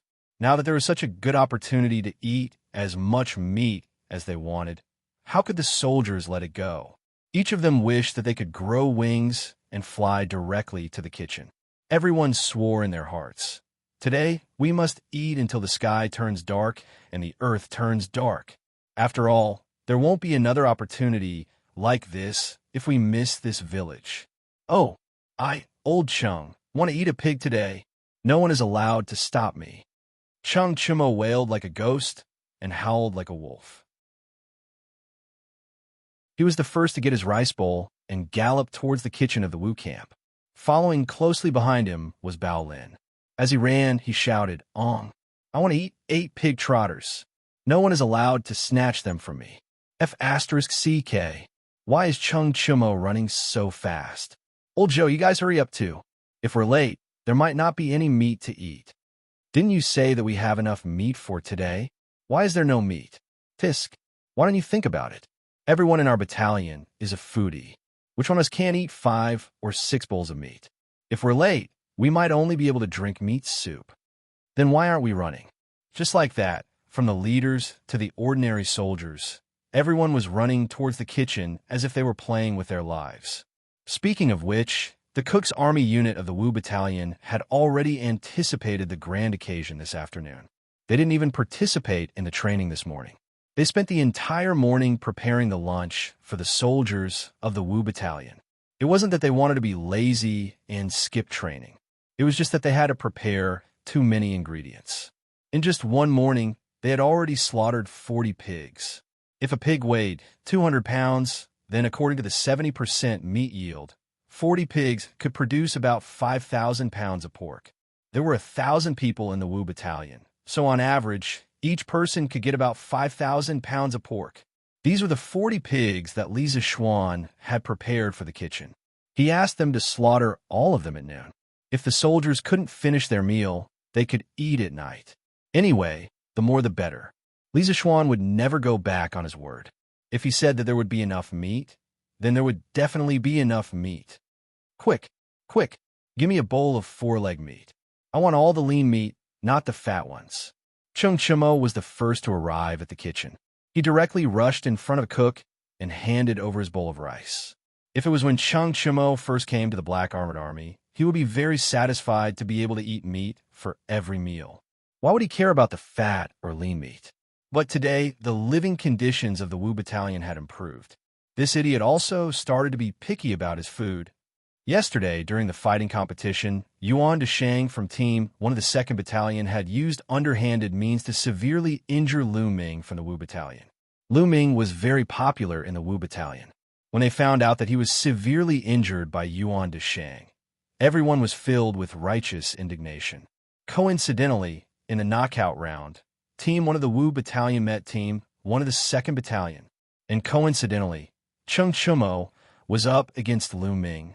During the fight, Chung Chimo used all his skills and finally won against Yuan Deshang, who was stronger than him. It could be said that he had avenged Lu Ming. This caused everyone in the Wu Battalion to have a good impression of Chung Chimo, especially the Cook's Army unit at the kitchen. "Hey, Chimo, you little brat, you sure run fast." The Cook's Army unit in front of Chung Chimo looked at Chung Chimo and laughed. Then, he took the bowl of rice from Chung Chimo's hands and said, "Lean meat and lean meat are cooked together. But since you came first, I'll help you pick some lean meat." This was clearly giving special treatment to Chung Chimo, and it was not just in name, but in reality. Think about it, the Wu Battalion of the Black Armored Army had 1,000 people. If everyone was as picky as Chung Chimo, then how could the Cook's Army unit be so busy? It was because Chung Chimo had avenged Lu Ming yesterday that he received such special treatment.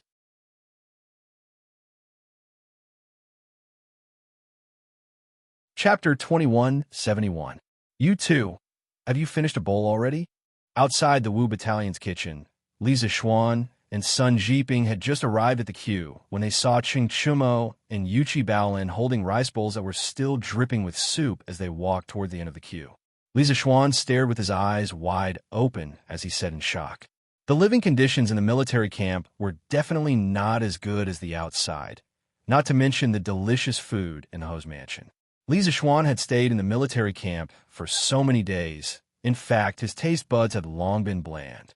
Today, he took advantage of the unlimited supply of meat in the Wu Battalion to come over and have a good meal. But after all, he was a high-ranking officer. If he were to follow Chung Chimo and run madly to the kitchen to snatch meat, it would be too bad for his image. Cough. Although, in the military camp, no one would pay attention to this aspect of image. But if Li Zishuan were to run madly to snatch meat like Chung Chimo, he would still be in a difficult position. Furthermore, Li Zishuan knew that the kitchen had slaughtered 40 pigs today, close to 5,000 pounds of pork. He didn't have to worry about not having meat to eat if he was late. So he and Sun Jiping took their time to come over. "Hey, why are you still running so slow when eating meat? Why are you still eating meat? Little Xian, old son, you guys are too late." When Chung Chimo saw Li Zishuan and Sun Jiping, Chung Chimo laughed and then shamelessly cut in front of Li Zishuan. The corner of Li Zishuan's mouth twitched slightly, but at this moment, there was only Sun Jiping behind him. There were no other soldiers in the queue, because no one would come later than him and Sun Jiping. so he simply didn't care about Cheng Chumo's action of cutting the queue. If Cheng Chumo were to cut the queue during normal times, he would definitely kick this guy out of the queue. Yamacho, Commandant's son, Bao Lin was not as mischievous as Cheng Chumo.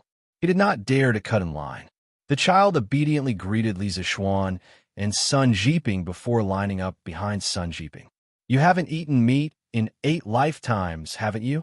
How long has it been since the training ended? Not only did you get a bowl of meat, you even finished it? I've told you before, we have enough meat for today. Look at you, Uncle Cheng. You look like a reincarnated hungry ghost. If he sees you, he will definitely vomit blood. Nodding at Bao Lin, Li Zixuan pointed at Cheng Chumo and laughed. Hey, my father won't scold me.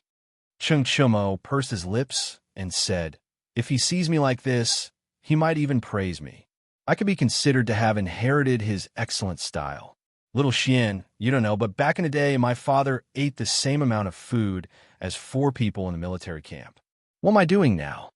Li Zixuan's mouth twitched. He thought to himself, if your father finds out that you're talking about your father like this, he will definitely beat you up. Little Xian, you said that we have enough meat for today. You are underestimating the soldiers in our camp. Look, there are already people who have finished their first bowl and are lining up. At this rate, I estimate that everyone in our camp can eat at least 5 to 6 bowls of meat. There are only so few people in our kitchen. How much meat can we prepare? So, we definitely don't have enough meat for today. Cheng Chumo patted Li Zixuan's shoulder with a confident look on his face. This guy usually didn't like to use his brain, but when it came to things that he cared about, he liked to use his brain more than anyone else. Just like now, Li Zixuan's forehead was full of black lines. He really wanted to slap this idiot in front of him to the ground. Holding back his impulse, Li Zixuan snorted at Cheng Chumo and said, Ugly ox, remember your confidence and arrogance now. If the kitchen still doesn't cook the meat, you have to finish the remaining meat in the pot yourself. He knew that the kitchen of the Wu camp prepared a total of 5,600 pounds of pork. After 5,000 pounds of pork was boiled, it would be more than 5,000 pounds. Furthermore, when the pork was cooked, there would definitely be some vegetables mixed in. Therefore, the amount of meat prepared by the kitchen of the Wu camp would definitely be more than 7,000 pounds. Even if the soldiers of the Wu camp were all big eaters, Li Zixuan believed that they wouldn't be able to finish all the meat he prepared in one meal. Forget about that. I was just joking with you. Hey, just joking. Seeing that Li Zixuan wanted to make a bet with him, Cheng Chumo was instantly terrified. Although he didn't think that he was stupid, he didn't think that he was smarter than Li Zixuan. Therefore, he didn't dare to make a bet with Li Zixuan.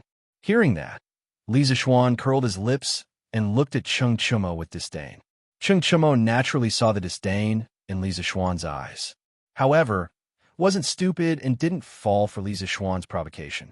This was because he really didn't know how much meat was prepared in the kitchen today.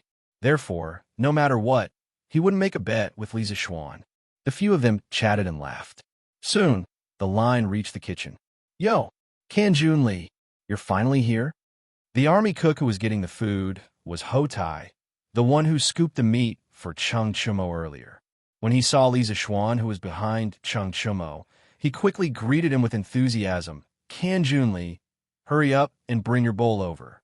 I'll scoop it for you first. Although Cheng Chumo was the main reason why the Wu Battalion was able to win the battle yesterday, everyone knew that the biggest hero of the Wu Battalion was Li Zixuan. Back then, the Wu Battalion was the weakest among the 5 battalions of the Black Armored Army.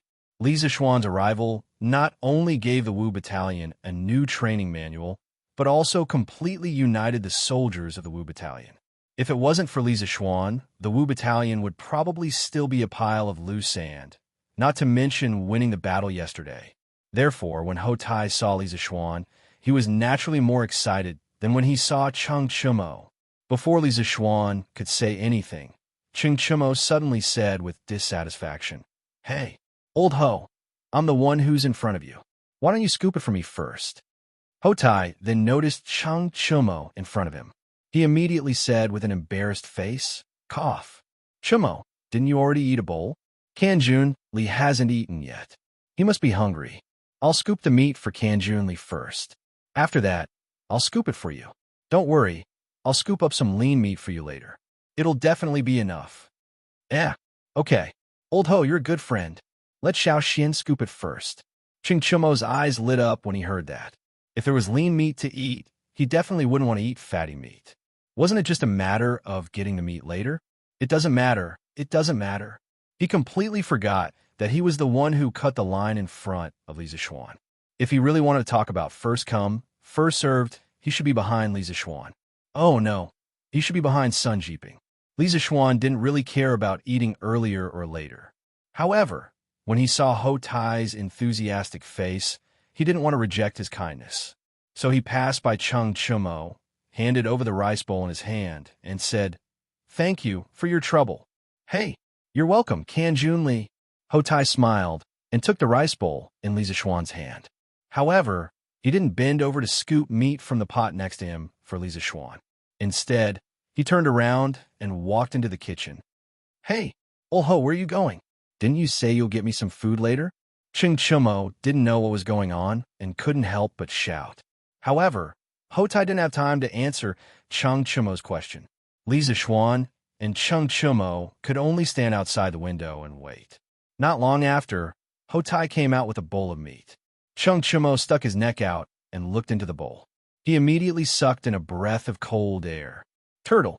This bowl was filled with good quality pork ribs and half of a pig's trotter. This.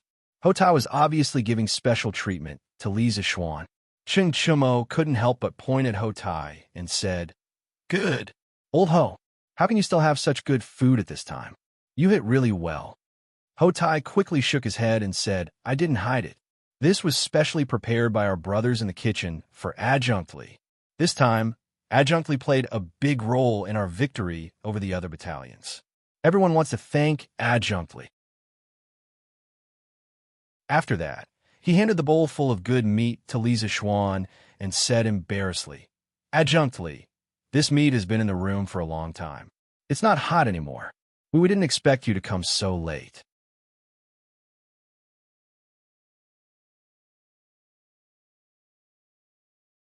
Chapter 2172.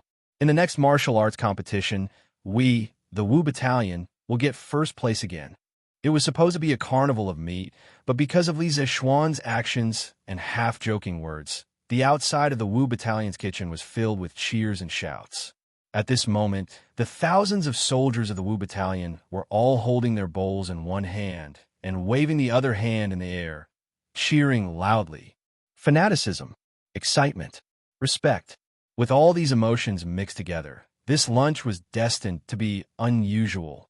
All right, stop shouting.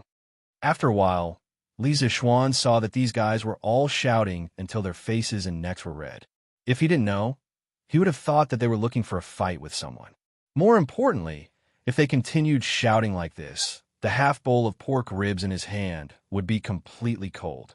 Although the weather was still hot, meat dishes like pork ribs would definitely not taste as good when it was cold. He had been in the barracks for so long and finally had a chance to improve his meals. How could he let this bunch of idiots ruin his chance? Therefore, Li Zixuan gathered his chi in his dantian and shouted at the soldiers of the Wu Battalion around him. You can't get first place just because you have a loud voice. If you want to get first place, you have to rely on your strength. If you want to have strength, you have to train hard. I will remember all of your words. I hope that you don't just talk about it. You can put it into action and get first place again in the next martial arts competition. Li Zixuan's shout was infused with Jinqi. Therefore, although the scene was noisy, his words were still clearly heard by every soldier of the Wu Battalion. In addition, when the crowd saw Li Zixuan open his mouth, many of them consciously shut their mouths. Therefore, when Li Zixuan was halfway through his speech, the noisy outside of the Wu Battalion's kitchen had already quieted down. He was the only one who was talking, and the others were all listening quietly. "Don't worry, Lieutenant. We will definitely do what we say. That's right. We will train hard and get first place again in the next martial arts competition. Get first place again. Get first place again." After Li Zixuan finished his words, the soldiers all started shouting, "All right, hurry up and eat." It was rare for the kitchen to prepare so much meat today, so they couldn't waste it. After eating and drinking their fill, they continued training in the afternoon. Oh, by the way, starting from this afternoon, the amount of training in the Wu Battalion will be increased by 30%. Li Zishuan gestured for everyone to be quiet and continued. The first half of Li Zishuan's speech was reasonable, but the last sentence made the faces of the soldiers of the Wu Battalion instantly change. A moment ago, they were still burning with passion and high morale, but the last sentence of Li Zishuan's speech was like pouring a basin of cold water on their heads, making them feel cold all of a sudden. Increase the training load by 30%? It's already been increased several times before. How are we supposed to live if it's increased by another 30%? Jiang Fei, you brat. What's wrong with increasing your training by 30%? If we don't increase our training volume, how are we going to get first place in the next fighting competition? Exactly. How can you get first place if you don't train hard? Eat meat. Quick, eat the meat. After eating, let's train hard in the afternoon. At first, the soldiers were moaning and groaning, but after being scolded by some of the captains and lieutenants, everyone gradually accepted the reality. They had no choice but to accept it. They all knew that once Li Zishuan had decided on something, no one could change it. They had no other choice but to accept the order. A soldier's duty was to obey orders. This was the most common thought that Li Zishuan had instilled in the soldiers ever since they joined the Black Armored Army. Moreover, just a moment ago, they had patted their chests and promised Li Zishuan that they would train hard in the future and strive to win first place in the fighting competition later. If they were to complain now, wouldn't they be slapping their own faces and be looked down upon by others? That would not do. After the soldiers digested Li Zishuan's news, they started to eat the meat again. After all, it was rare for them to eat enough meat today, and they still had a lot of training to do in the afternoon. If they didn't hurry up and eat, wouldn't they be letting themselves down? For a moment, there wasn't even any sound of talking in the kitchen of the Wu Battalion. Only the sound of bowls and chopsticks and the sound of chewing could be heard. Li Zishuan held half a bowl of pork ribs and was about to squat down at the usual spot to eat. When he turned his head, he realized that Cheng Chumo didn't follow him. Instead, Cheng Chumo was holding his bowl and walking toward the back of the line. During the time they were queuing up, many soldiers had already finished their first bowl of meat and were queuing up behind them. Thus, this line had become a long snake. Li Zishuan couldn't help but ask, "Chonyo, where are you going?" Cheng Chumo stopped in his tracks. He calmly used his chopsticks to pick up a large piece of meat and put it into his mouth. As he chewed, he replied, "Oh, I'm going to queue up at the back. When it's my turn later, I'll be able to finish my bowl of meat. That way, I won't waste any time." F***CK. There's such a trick? Why else would they say that this kid wasn't stupid, but just too lazy to use his brain? Look at this idiot's intelligence level now. It's way better than 90% of the people here. Ew. When Li Zishuan heard Cheng Chumo's explanation, he almost spat out a mouthful of blood. Is this necessary? Is this necessary? You're still the son of a duke. Now, you're acting like this just to eat a few more bowls of meat. Aren't you afraid of embarrassing Cheng Chumo? As for the soldiers beside Li Zishuan who were queuing up for their second bowl of meat, their eyes lit up when they heard this. They thought to themselves, "That's right. Why didn't I think of such a good idea before? Instead of having to queue up for another bowl of meat, why don't we eat while queuing up? This way, not only can we save time, we can also eat a few more bowls of meat. It's simply wonderful." The few of them looked at each other, and then followed Cheng Chumo's footsteps to the back of the line. Old Wong, where are you guys going? To queue up in advance. Queue up in advance? Didn't you guys just finish queuing up? Are you King stupid? If you queue up now, you'll be able to get another bowl of meat after you finish eating. So that's how it is. This is a good idea. Later when I get my second bowl of meat, I'll queue up in advance too. Soon, Cheng Chumo's trick was spread from 1 to 10, 10 to 100. The soldiers who were squatting on the ground and eating meat all stood up and joined the queue in advance. In an instant, Only Li Zixuan and Sun Jiping were still squatting around the kitchen of the Wu battalion. The rest of the people were standing. Even the honest Bao Lin followed Cheng Chumo's footsteps and queued up in advance. Conscript, should we go too? Seeing this sudden change, Sun Jiping was a little confused. Most importantly, in the entire Wu battalion, only the two of them were still squatting on the ground. It was a little eye-catching. Therefore, he couldn't help but ask Li Zixuan tentatively, "Oh, Jiping, there's no need to fight with these little bastards. Don't worry, there's definitely enough meat in the kitchen today. Eat slowly, there's no rush." You're tuning in to the Warrior Lore YouTube channel. Don't forget to subscribe and join us on this journey to catch the most captivating stories.